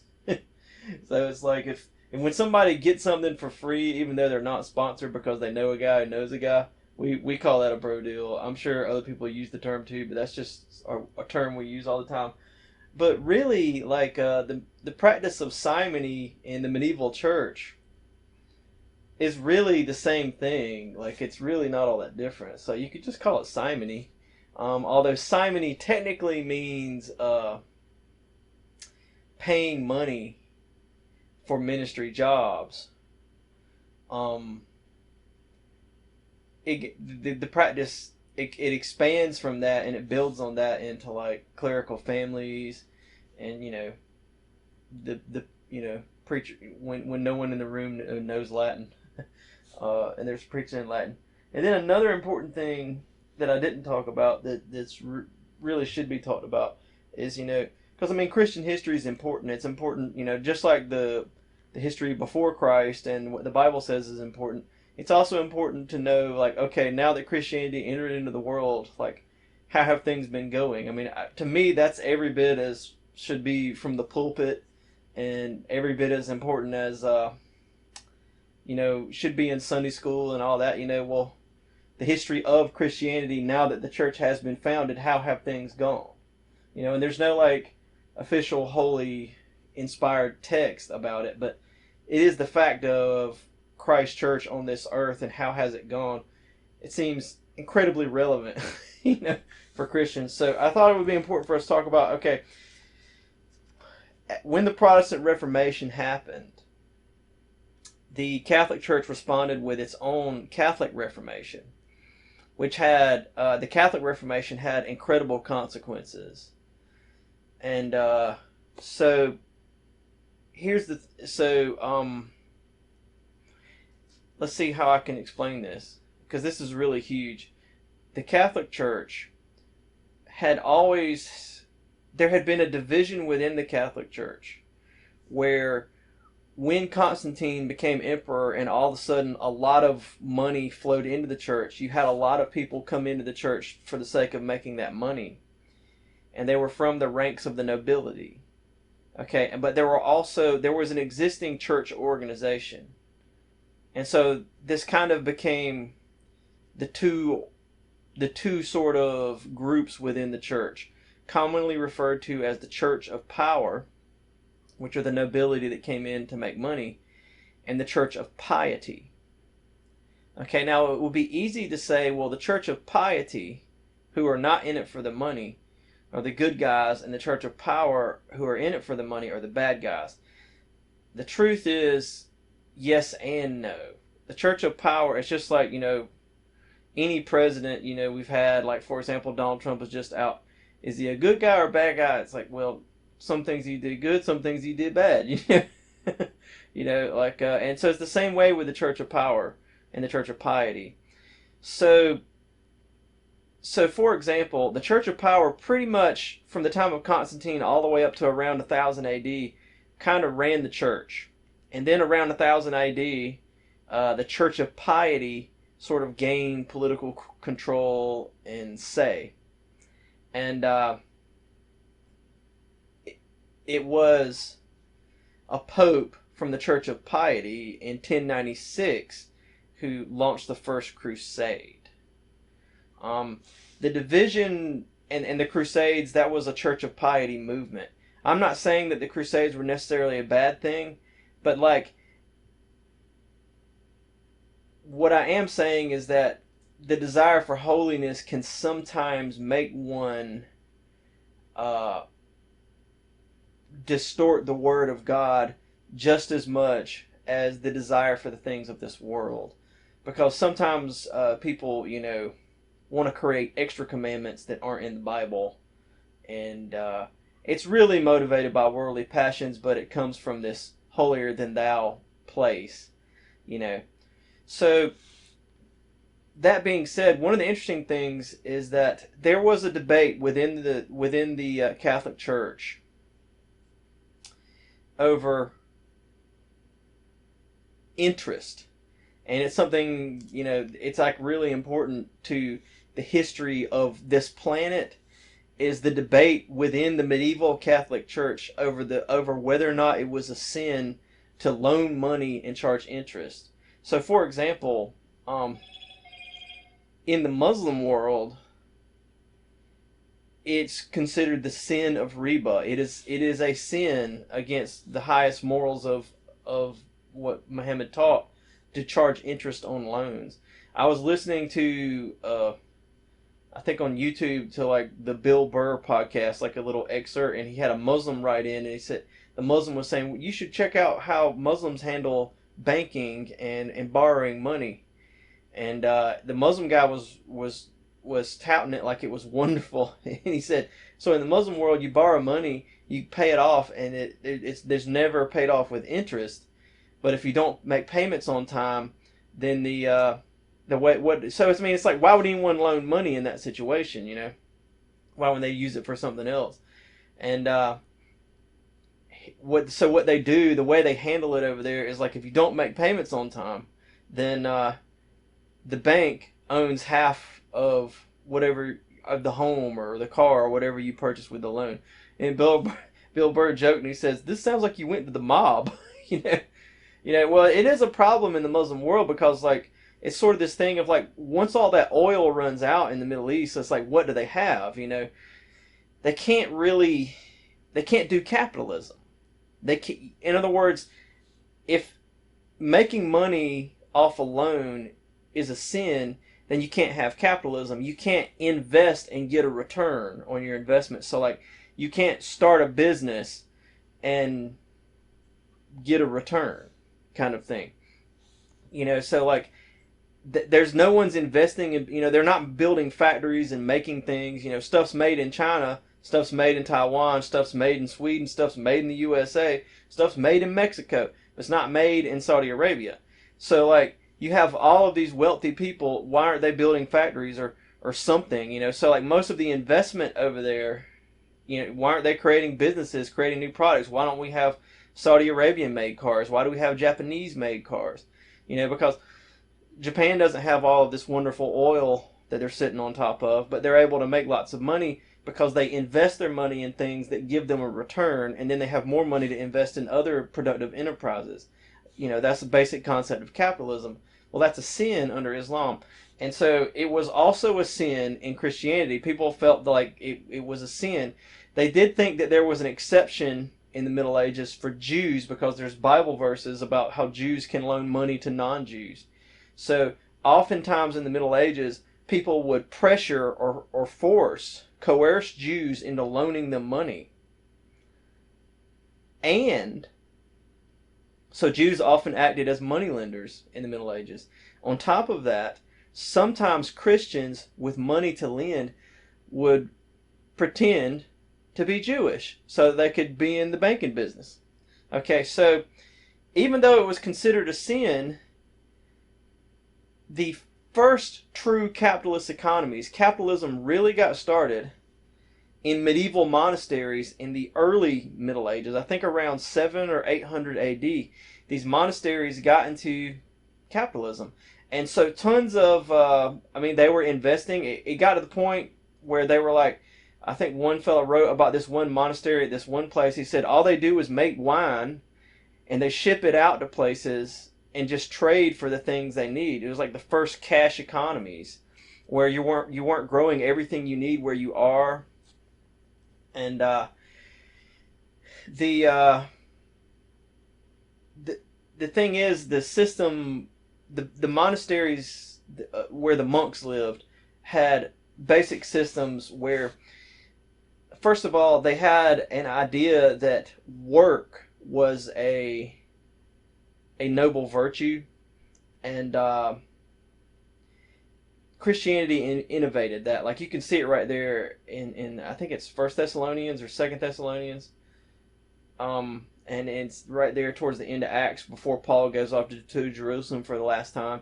He talks about how under Christianity it's considered a holy thing to do work, whereas before Christianity came along, that was never the case. Like in India, if you're going to be a holy monk, then you have no possessions and you do no work, because work is about greed, and greed leads to stealing, killing, enslaving, conquering. Okay, so if you want to be a holy person, you don't work. Whereas Christians came in and they said work is actually a good thing. It's the greed that's a bad thing. So you would have monasteries where these monks have all taken vows of poverty, and they don't own anything, but they've also taken a vow to work with their hands every day. In other words, Christians innovated the idea of productivity itself as a virtue, and it was one of the basic rules in these Benedictine monasteries. You know, Saint Benedict in the 500s clearly laid out that, like, you've got to spend a certain amount of time working every day. So the monasteries became productive, and they had a basic system where it was going to be more of a meritocracy, just because, when I say meritocracy, I mean the person who was most fitted for the job would get the job or do the job. And there was no need. You see, the thing about capitalism is what you're doing. Well, maybe this is the easiest way to explain it. Before capitalism and before the Middle Ages, you had the holy ascetic monks and holy people of the ancient world who they spurned money, they spurned wealth. But then on the other end, you had like the people who wanted wealth, but they wanted money so that they could spend it on things they want, on luxury. So before the Middle Ages, there were two approaches to money, to wealth. It was consume the wealth, use it for things you want, or alternatively, spurn the wealth, be disgusted by the wealth, have no wealth. And these monks came in with a very different perspective, because what they did is they said, no, we're going to be productive and we're going to accrue wealth, but we're not going to spend it on luxuries. We're not going to consume the wealth.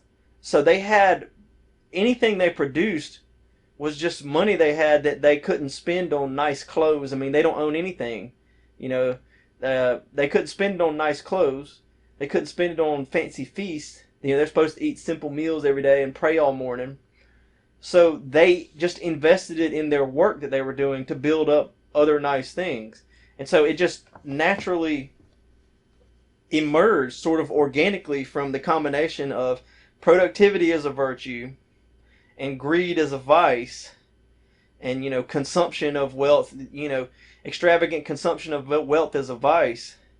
You put those two things together, then you have capitalism, because you start producing all this wealth, and the only noble thing you can do with it is invest it in greater productivity. So capitalism gets started and it's going on, but it's still considered a sin to invest money and get a return with interest. So then when you get to the middle of the Middle Ages, and by the 1200s, you have Christians who are scholars and monks who have taken vows of poverty, who are actually in the Church of Piety side, argue the theology of basically the ethics of loaning money. And they say, they argue that, so for example, they would say, they make an argument like this, if I, loan somebody some money, I could have used that money for something else, and I don't have the use of the money, so it seems morally correct for me to get that money back with a return, because the ancient thinking about loaning money was it was just a way to keep someone in debt and basically enslave you forever. And so the Catholic Church argued this, and it was really the Church of Piety that argued this, but then the Church of Power took on this idea, and so capitalism gets going in the Middle Ages, and you essentially, in the 1200s, you had an industrial revolution and all sorts. There were so capitalism, where does it begin once it gets off the monasteries? Northern Italy. Southern Italy was controlled in the late Middle Ages by the Norman Viking warlords. But the northern half, you have the great Italian city-states like Genoa, Milan, Ravenna, and they were engaging in capitalism. They would hold trade fairs in different places in Europe where they would buy, sell, and trade. And it was a big deal in Europe to go to France somewhere where these Italian bankers were literally, they were loaning money. They created the concept of paper money, where they would, because the monasteries had the first cash economies where they were just using gold instead of trading ducks for chickens, but these Italian city-states created the first so you'd have a guy, and it's okay, he wants to buy this, so you'll write it down, and it's okay, deduct this from his account at the bank and put it in this, so you weren't having to transport large amounts of gold to buy and sell things, and they just were doing it on paper, bills of sale and bills of credit, and this became huge. It only existed in Europe in the late Middle Ages, and it's been often called Europe's greatest secret, most valuable secret, because capitalism pushes for greater productivity, and then that pushes science and technology forward. It gives a motivation to push science and technology forward, and that's exactly what happened. It was the Europeans who, in this period, developed the ability to just travel the world in a matter of a few months, and all sorts of technologies. It's unthinkable. The level what blew the Europeans away when they began to travel the world was not really that North and South America existed and they didn't know. What really blew them away was how far advanced they were than the rest of the world. You know, but so anyway, all of that being said, even though the idea that interest on loans was morally okay emerged within the Church of Piety, overall the prevailing view throughout the Church of Piety was still anti-capitalist, anti-loans, anti-making money, even spurning money in general. So what happens? The Church of Power was all about it, and the Church of Power did make a lot of money, and there was a lot of ripping people off. You know, the Catholic Church did get into that. They had these loans they would do for people called, they called it a mortgage, which is where mortgage comes from, where it's like you borrow money from the Catholic Church, and the Catholic Church became the biggest money lender of all. But you borrow money from the Catholic Church, and then if you die, mort, then the land becomes the property of the Catholic Church. So they became like this huge landholder. But these Italian banks, you know, in northern Italy, they had branches in like every you know,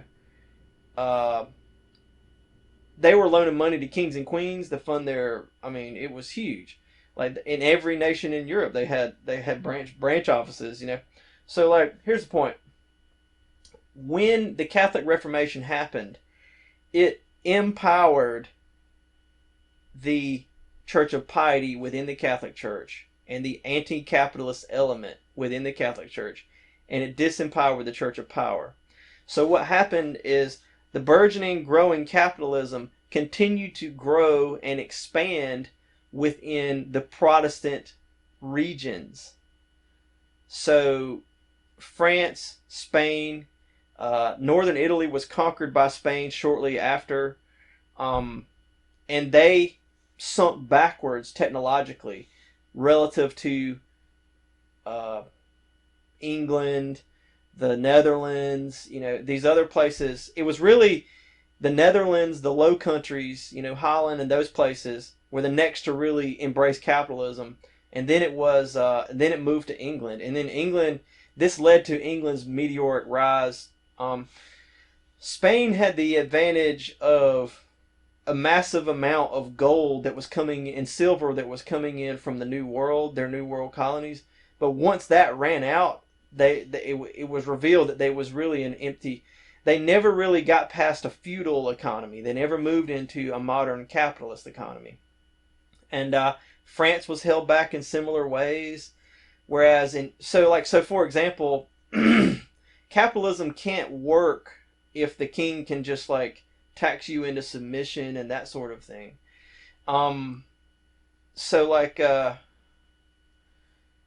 So for example, capitalism really got going in England, and there were a bunch of other legal things that happened, like the Magna Carta, which limited the power of the king. Actually, I think it was in 1215. And a lot of things happened in England that helped England out in the long run. Whereas, in France and Spain, they were behind. So like for example, when the Spanish Armada wanted to invade and take over England, they had to send to Italy for someone who knew how to make cannonballs, because the king said in the letter, no one here in Spain knows how to make cannonballs. So they just had money from their silver and gold from the New World, and they were just buying stuff from people that knew how to make things. They weren't investing in greater productivity, in learning how to make better cannons themselves. They were just buying them from the Italians that knew how to make them. The Italians who had been capitalists. Okay, until the Spanish came in and shut them down. Okay, so like, whereas Queen Elizabeth was a capitalist, she would say, all right, guys, the Spanish are invading. Who wants to help? She like literally said, all right, you people, because there were plenty of English who were doing trading on the high seas, and they had ships, and he was like, okay, what private person wants to help fight off the Spanish Armada with my army and my boats? I'll cut you, whatever we make on the venture, I'll cut you in a percentage. They would debate the percentage. And she, so like, fascinatingly, the Spanish Armada had way more ships, way more men, but the English Navy and the privateers that were teamed up with them had way more guns. So this is a big part of, so like what I'm saying is, you know, things that there were other things that led to the king having total dominance in France, you know, but like the different course that France went on versus where England went. England eventually, after Elizabeth moved into like domination of the world basically, and France moved into total subjugation of its people, that eventually led to you know, the French Revolution, you know, and you can see the difference in the British colonies in North America versus the Spanish colonies in Latin America. The Spanish colonies essentially created their own backward feudal economy, whereas in North America, the British recreated their capitalist system. And it became even more capitalist, and so then they just become more wealthy, more powerful. Everyone's doing better, you know. So the reason I bring all of that up is to point out that essentially the ending of the practice of simony and sometimes the exposing of corruption within a church, it may just empower the other corrupt elements within the church. That was really my point, but I wanted to like make that point, you know, in the case of history, because it's a big point, you know, it had a big effect on world history. Okay, so anyway, now let's get into some applications, which is really what I want to talk about. Okay, so there's some things because of the simony, because of the bro deals. I love the term bro deals. Because of the bro deals, the motivation for giving someone a certain job or using a location or using this band or this speaker or that kind of thing will not be based on who's more qualified or who's going to do a good job. It will be based on who made what behind the table, behind the door, closed door deal. Who's scratching whose back.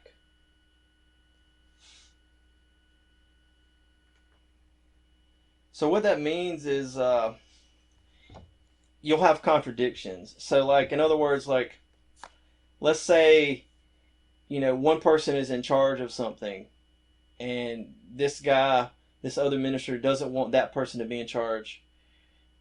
Okay, he's going to have some reason, or she's going to have some reason why we can't do that. It's very possible that what they're going to do is, what they really care about is who's in charge of it. They don't really care about the reason that they give is not really their reason. So it's very possible that they'll contradict themselves. And so, like if they say this thing right here is going to be a big problem, later in the conversation they may try to come up with a totally different reason to, you know, so like let's say Stan is doing the preaching and they don't like Stan doing the preaching because of reason A. And then later in the conversation or in the meeting, or maybe the next day, they don't want Stan doing the preaching because of reason B. But reason B and reason A can't possibly both be true at the same time. So it's like, it makes it clear that you're not really doing this, you know, because of your principles or whatever. Now that being said, it's going to be less likely that's going to happen in the course of one conversation or one meeting or a few minutes. You know, that would be of someone who's really shooting fast and loose. But like what you can do, and this is something I discovered working with politics, and I've told it to people I know in ministry and they've used it. If you have someone like that, or if you just have someone that that you think is lying to you a lot, you know, that's making promises and then not keeping them, one of the things you can do is communicate in writing. Communicate in writing. So I was working in politics, I guess, with trying to get a public park built, and I had a guy who was promising things and not doing them.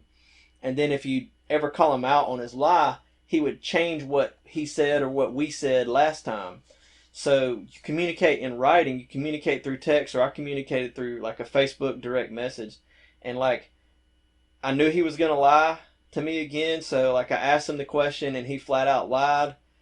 but I had them at that point because the previous day or the previous time we talked, he had told it. He told something totally different. And so I said, "What about a little bit up there where you said the other thing? Just all he's got to do is scroll up."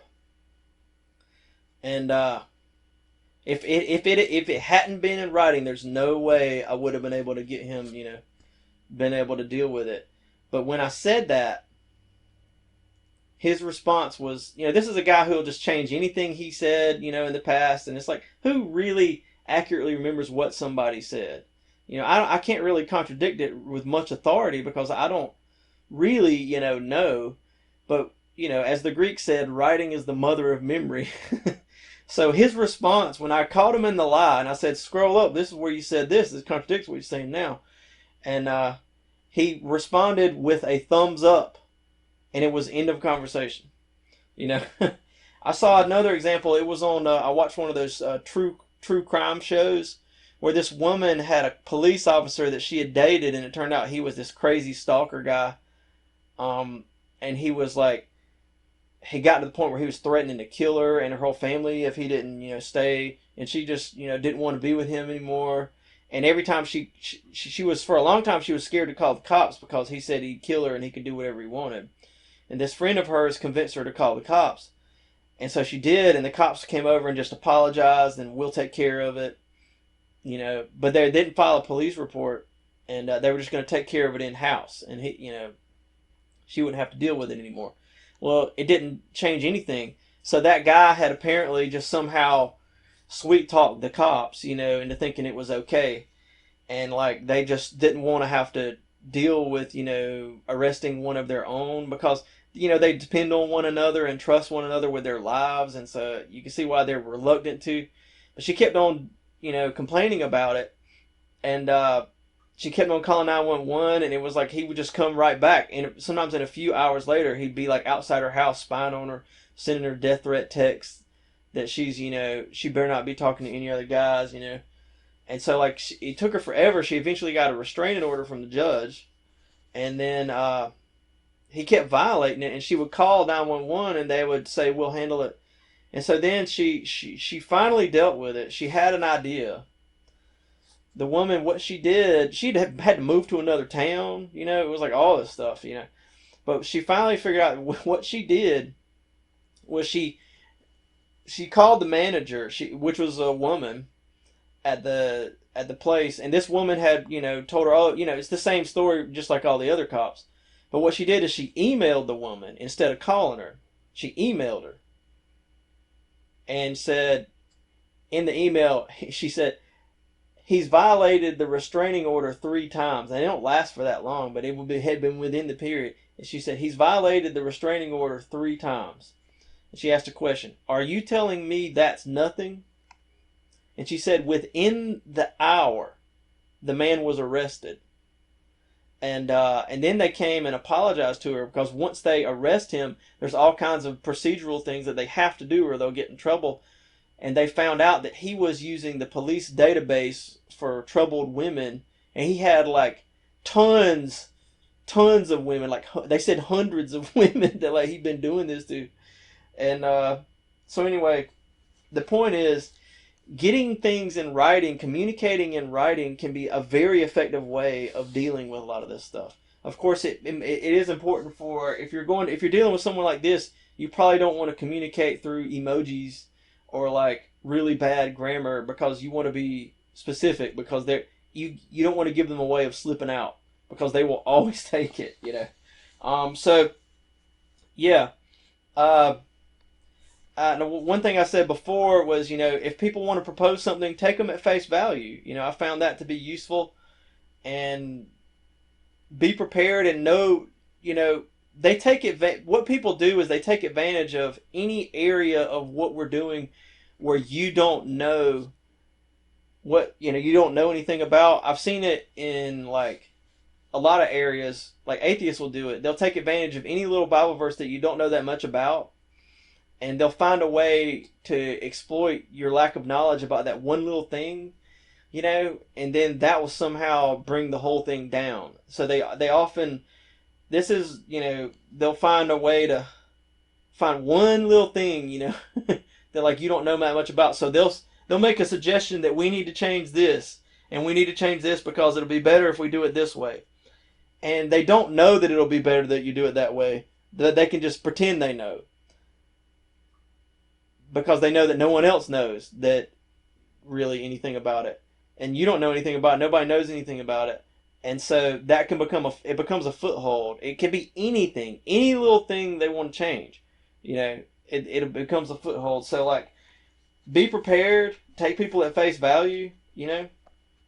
Another thing that I've actually talked to somebody that had been in a situation since I last recorded, and I thought about a lot of situations I've seen and other people I've talked to in the past, and just remembering what people have told me.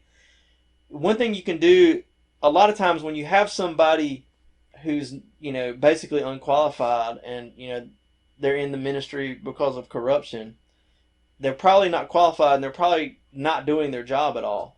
But they probably have volunteers around them who are propping them up. And sometimes you have to stop propping them up, for them to be really exposed.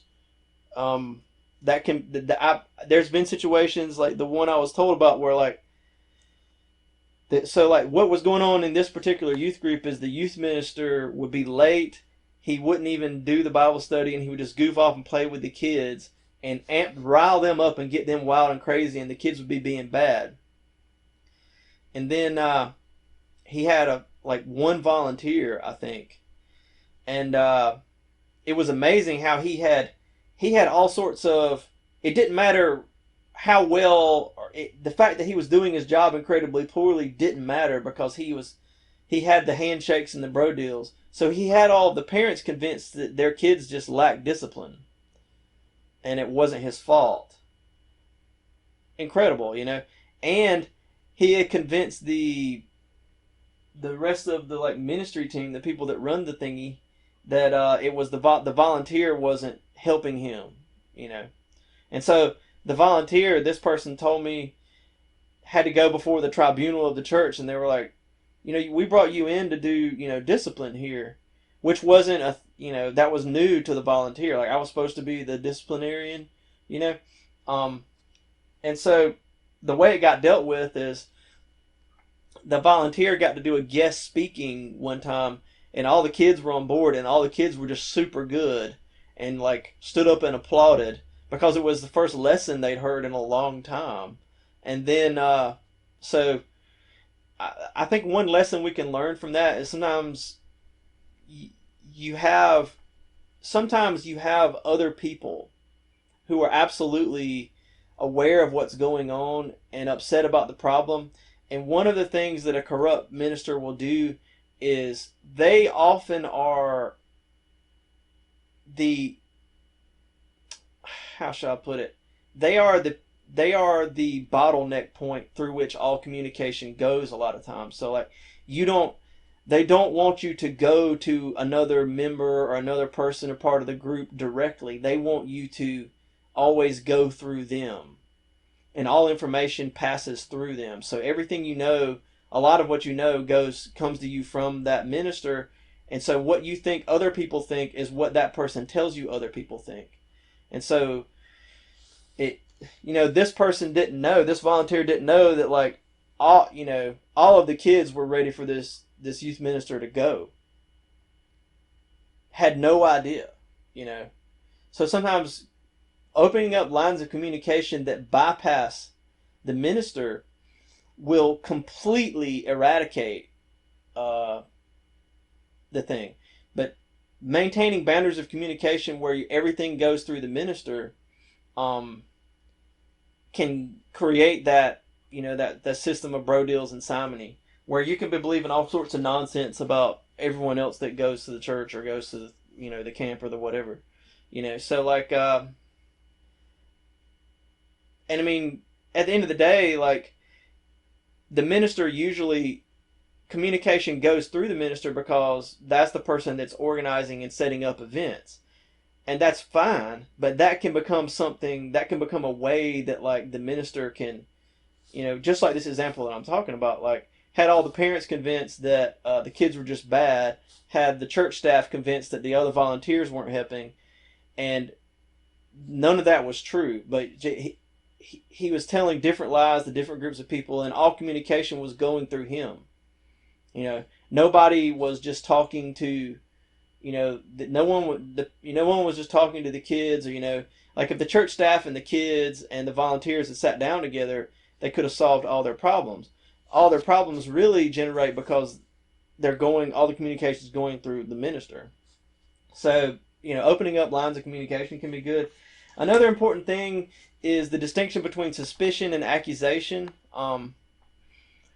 So you start out in a default position where you don't think anybody's up to anything bad, but then they do something that makes you unhappy, and what people tend to do is they go from everything's fine to pointing the finger and accusing people of things, and they sort of skip the suspicion stage. Suspicion is important. It's where I don't know that that a bad thing happened, but it looks that way. It's very obvious in politics. No one wants to be suspicious. Everyone wants to be accusatory. Everyone knows, like, so for example, we just had the 2020 election, and everyone knows it was rigged, or they know it wasn't rigged. They know.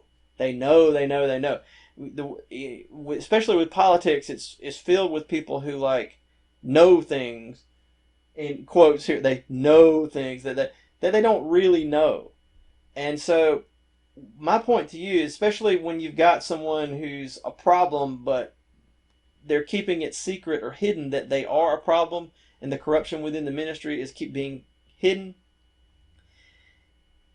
what they want to do is keep you from being suspicious in the first place. Because a lot of times, once you become suspicious, you start digging, and then you find out tons and tons of bad stuff's going on, and that can be the end for them. So it's important to make that distinction. Suspicion is a key first stage where you don't know that they're up to something bad, but it has the appearance of that, and so you start looking for evidence. Really important. Okay, so finally, the last thing we want to talk about, which is also really important, is the New Testament has a lot to say about this, although a lot of it isn't as helpful to our specific situation. So, the New Testament is just ringing alarm bells about false teachers and false prophets all through the whole thing. About corruption in ministry, false Christ will come. Paul, every letter of Paul, he's talking about. So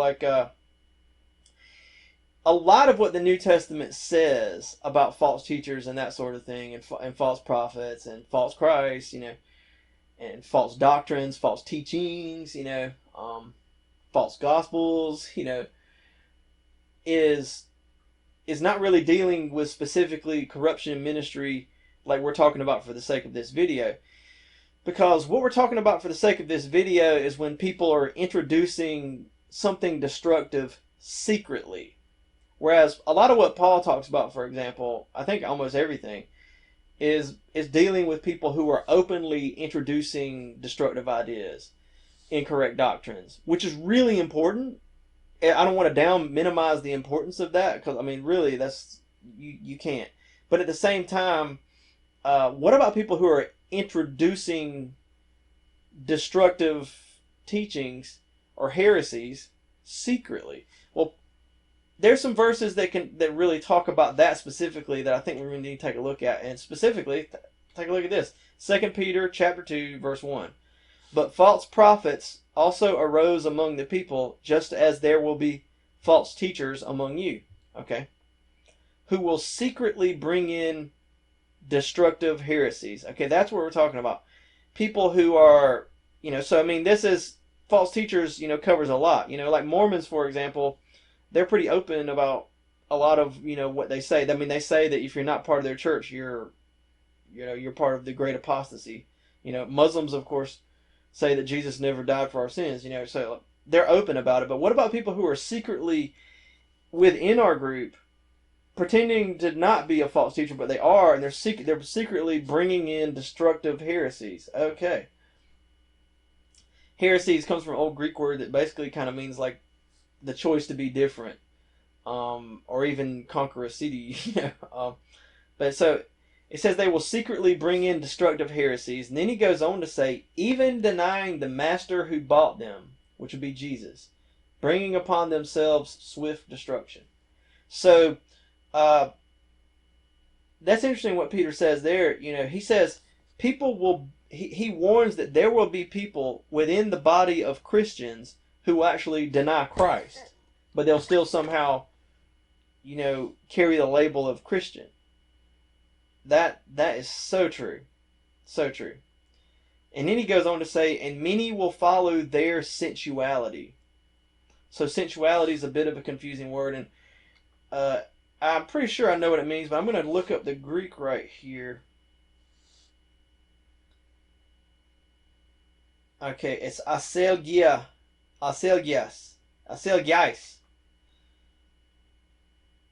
Okay, I have trouble pronouncing the Greek sometimes. Alright.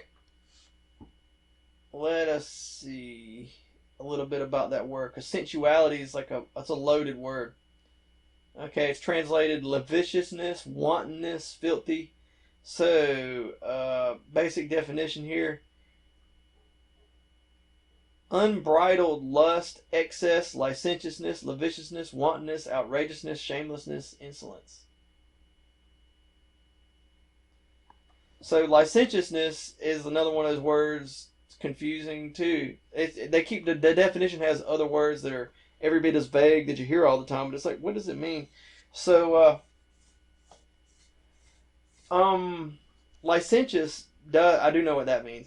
That means someone who feels they have a license to do whatever they want. So sensuality, I know what that means. That means like doing in a modern way of putting it would be like doing whatever you feel like doing. Just doing what you feel like doing right now, what brings you the most pleasure right now, your sensual pleasure, whether it's laziness, food, anger, and oftentimes sexual desires. So gluttony,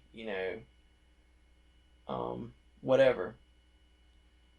And looking at the Strong's definition, that does seem sensuality. Does seem to be.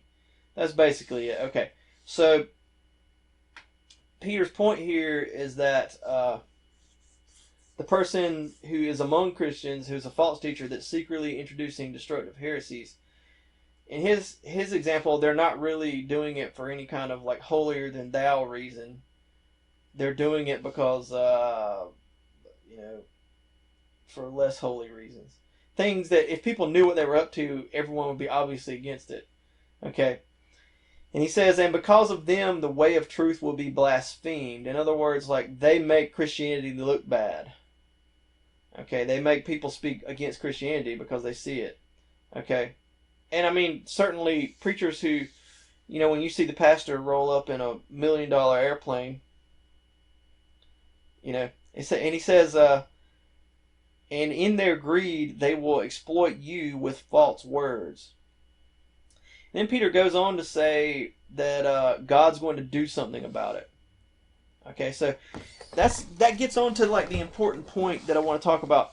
The issue of destructive heresies that are being brought in secretly. And especially corruption in ministry, like what we've been talking about, really the point of the video is like there is a strong desire to sort of become this heresy hunter and to start to preventively deal with these things, because they can be very destructive. There are plenty of examples where in churches where kids got raped or abused in different ways, money got stolen from the church. I read it's a novel, although the example that she shares, so it's a book called Jane Eyre, and in the book, Jane is a girl in an orphanage. Turns out she was from a rich family and just didn't know it. You know how these books go. She finds out when she's like long grown, but she was growing up in an orphanage and they didn't have enough food. It was very common for the children not to have enough food. And so all of the women that ran the orphanage were very good women, but they were very strict. But it turned out that there was a man who was like a minister who was like the overall. He was the preacher of the church, and he was also over the orphanage. And he always wore the fanciest clothes, and he had two daughters that always wore the fanciest clothes and ate the fanciest food, and their house was so nice. Well, it turned out that in the story, it turned out that pastor was actually, since he was handling the money for the church, it turned out they were getting way more donations than were going to the orphanage. He was just going to, keep his little family fat and happy, and he didn't care about the orphans. So I mean, that's just an example. It's from a fictional story, but it's easy to see how that could be from a true story. It probably has happened many times in the past, and is going on somewhere on this planet today. So, my point is, when you hear about things like that, you want to come up with some sort of preventative measure, because, in the story she talked about, kids actually died. I mean, this was in the 1800s, and whenever, they had outbreaks of disease, people would die, So, here's the point. Does the Bible say anything about preventative measures? Yes, it does.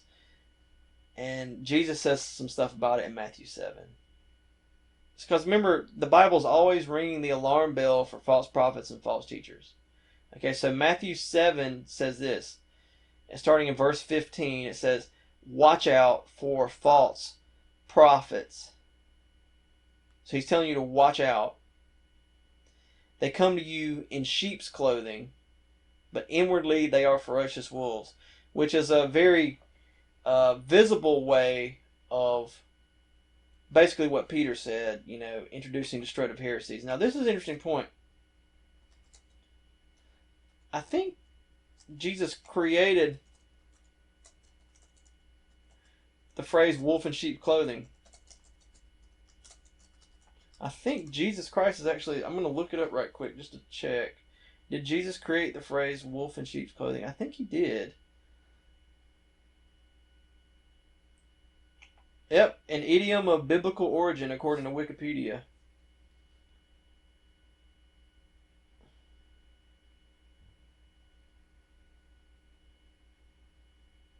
Okay, so let's just read Wikipedia. A wolf in sheep's clothing is an idiom of biblical origin used to describe those playing a role contrary to their real character with whom contact is dangerous, particularly false teachers.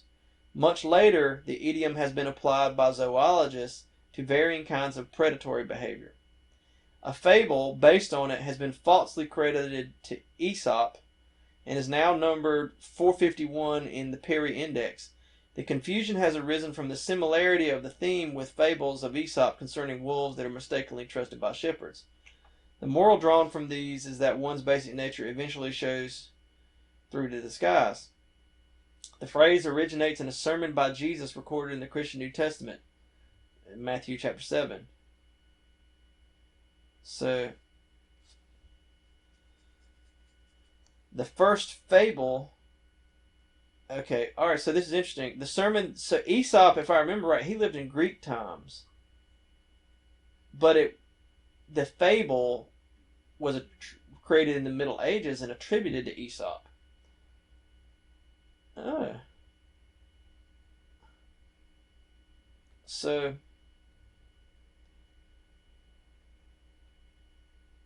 there's no record of that fable before the Middle Ages. Fascinating. And arose in the 1100s. Okay. So, interesting side note there. The wolf in sheep's clothing, which is exactly what we're talking about. So Jesus says, watch out for false prophets. They come to you in sheep's clothing, but inwardly they are ferocious wolves. All right, now here's the point, the important part here. By their fruit you will recognize them. Do people pick grapes from thorn bushes or figs from thistles? Likewise, every good tree bears good fruit, but a bad tree bears bad fruit. A good tree cannot bear bad fruit, and a bad tree cannot bear good fruit. Every tree that does not bear good fruit is cut down and thrown into the fire. Thus, by their fruit you will recognize them.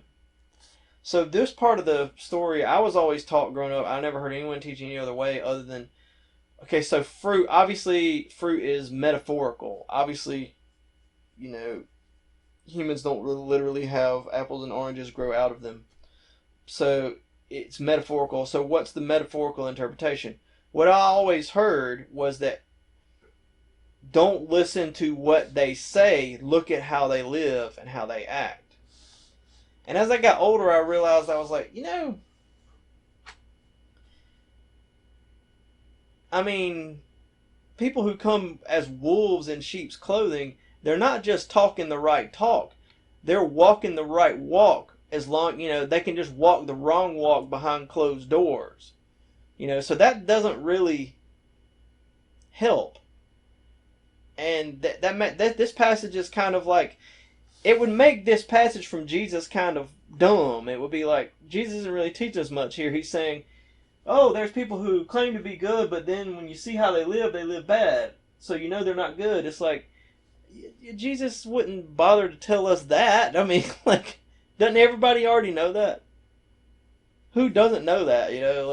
Who would see someone who claims to be the nicest guy ever, but then see him being mean to a baby and still think he's the nicest guy ever? That it would be kind of obvious that, like, I mean, that's important, but like I think everybody knows that.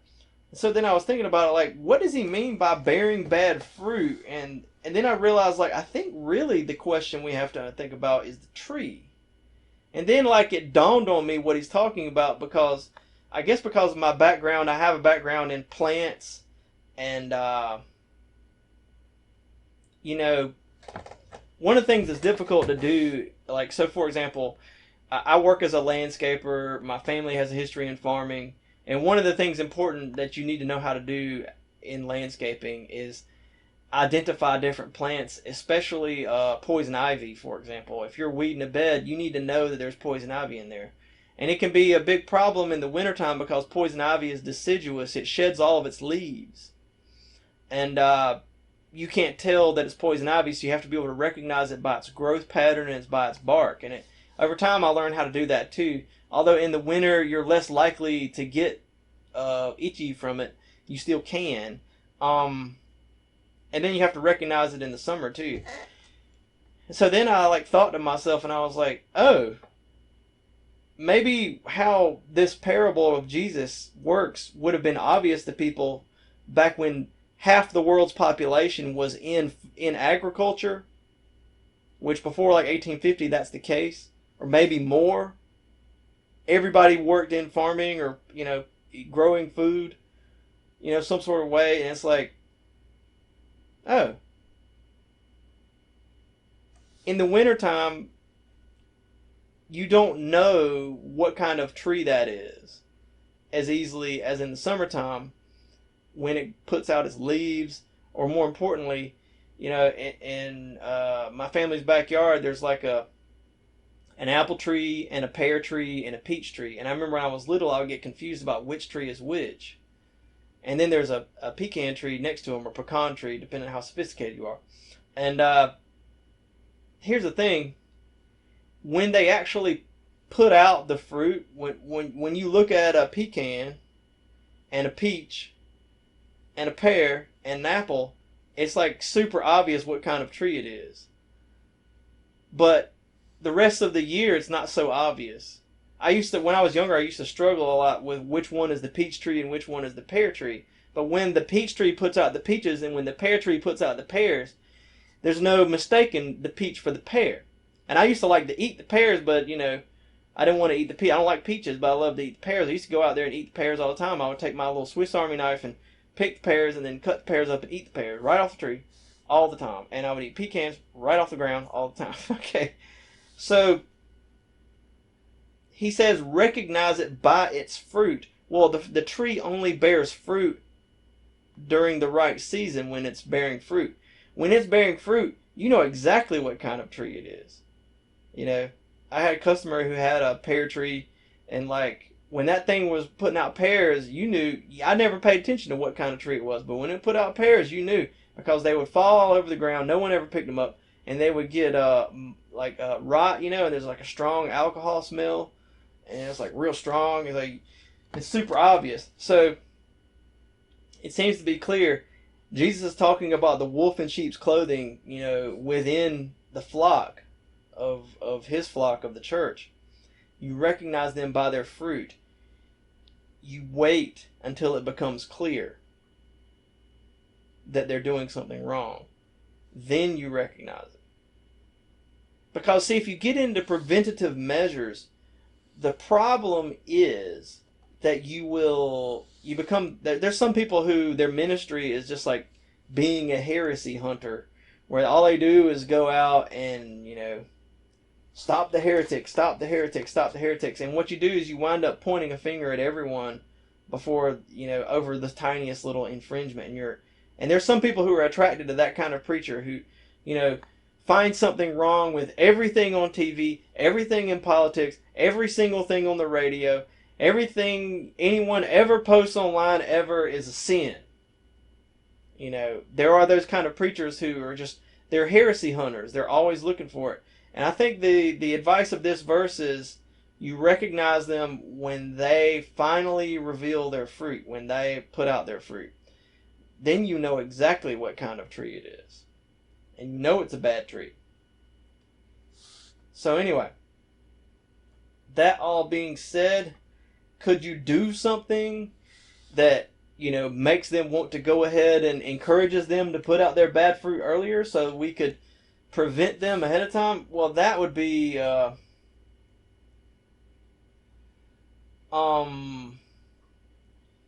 you're almost like encouraging them to do bad things, you know. So I don't know, that's like that turns into like, you know, it's like those people that when the cops dress up as a prostitute and then solicit someone to come. You can't arrest somebody because you solicited them. I don't know.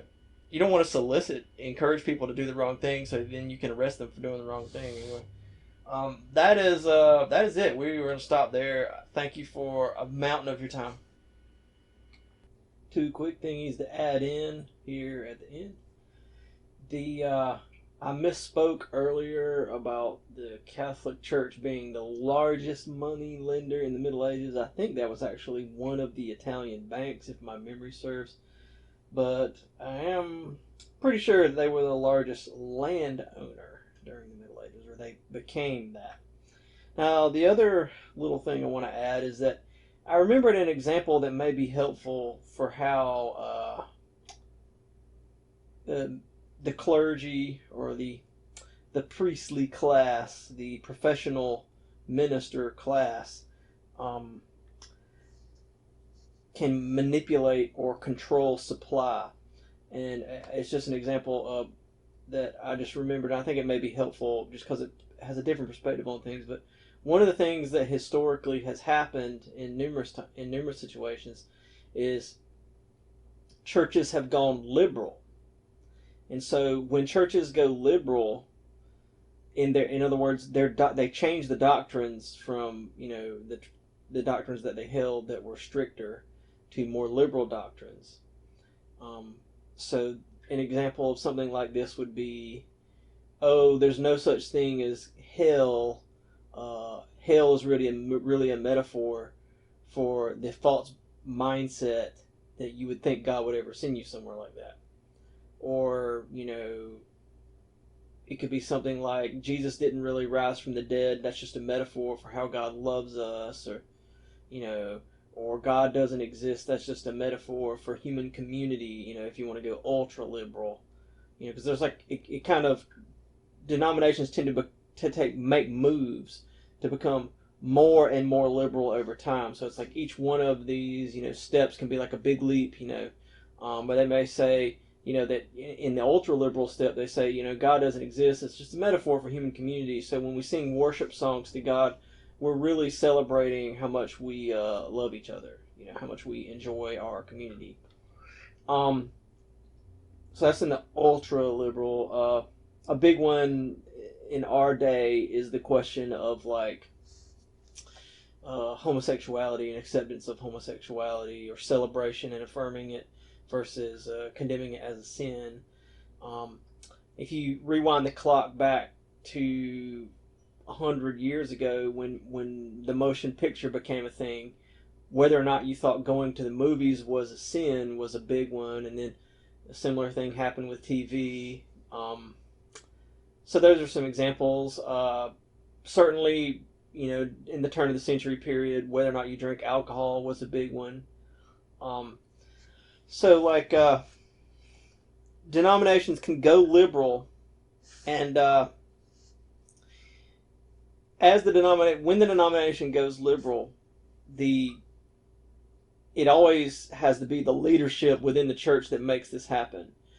Because if the members want the denomination to go liberal, and the leadership is not okay with that, then the official doctrines of the church will not change. And what will happen is those members will just leave that church and go to a existing liberal denomination. If those members are able to actually change the official doctrines of the denomination, then they either have the cooperation of the leadership, or they are the leadership in fact, if not in law. So they're the de facto leadership. If they're not the de jure, they're still the de facto leadership.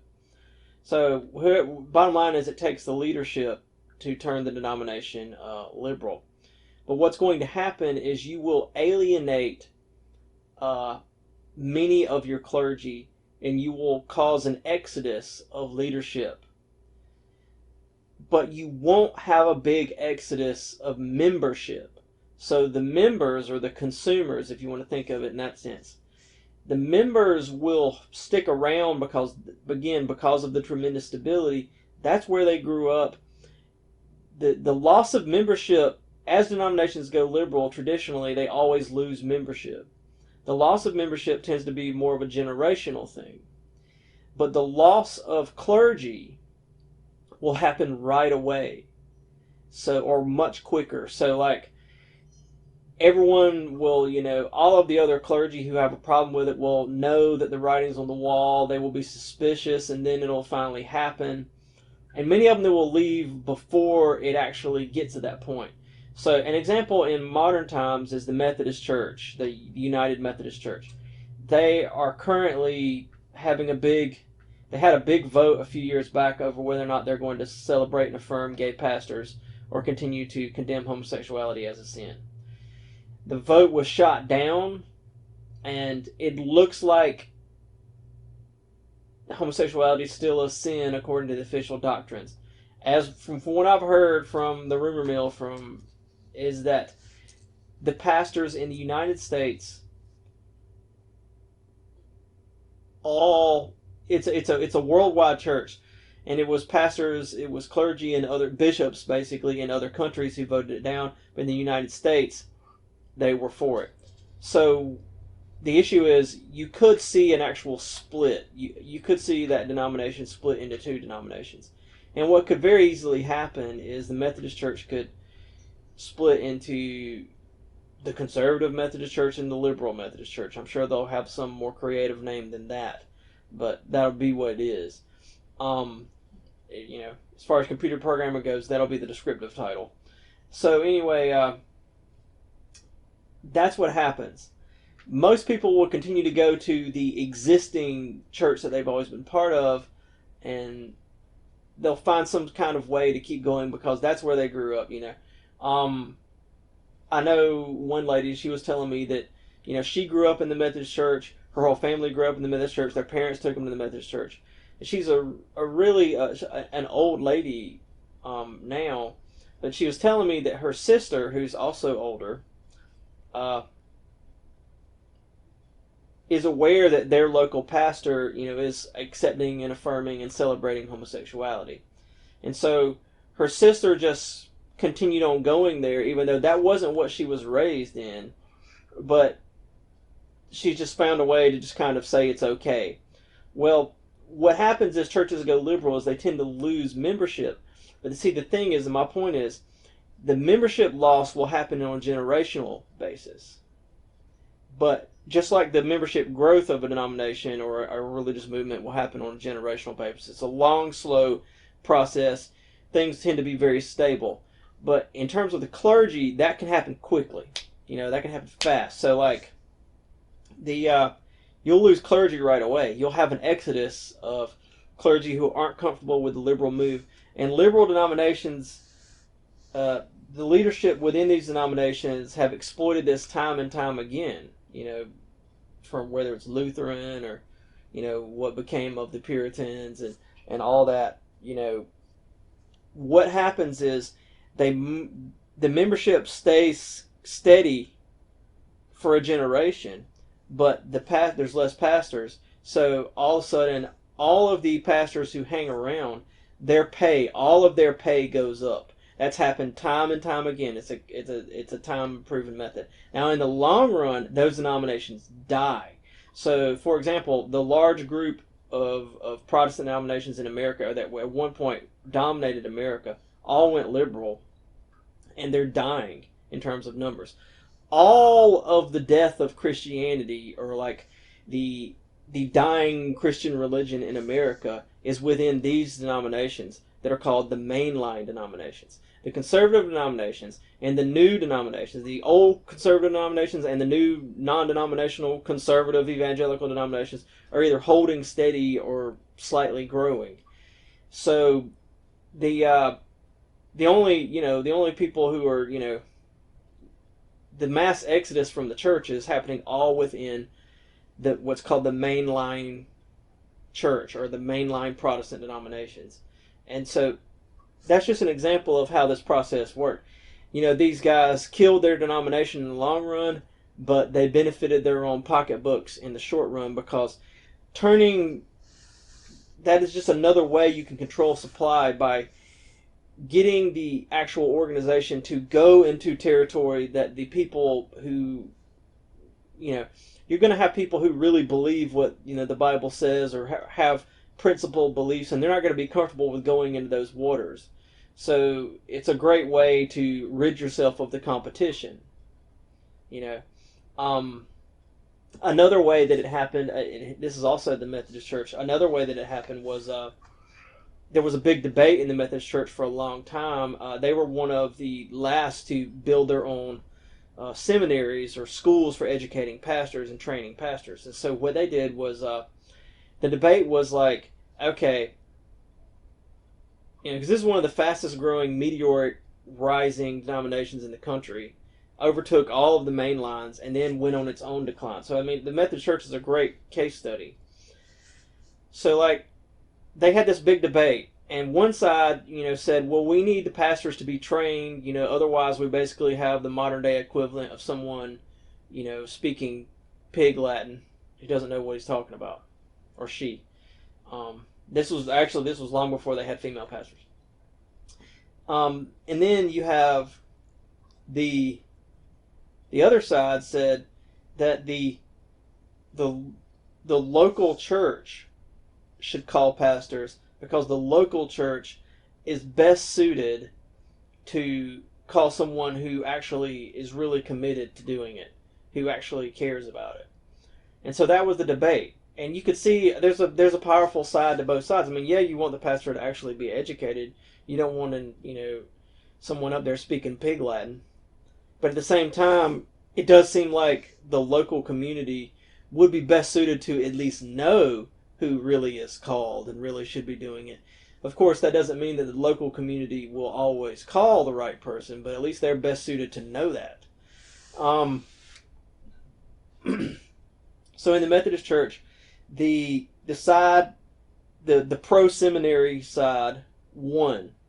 And Methodist churches, they built, Southern Methodist University, all these different Methodist schools. And what they did when they did that is they managed to rid themselves of a lot of competition in the ministered market, because there were a lot of pastors in that church who were what's called I forgot what they're called. They were called free preachers. That's what they were called. And free preachers were these guys who would just farm during the week, like everyone else, like over half of the people, and they would farm. It's 1850, right? They would farm like everyone else, and then they would preach on Sundays, and they couldn't.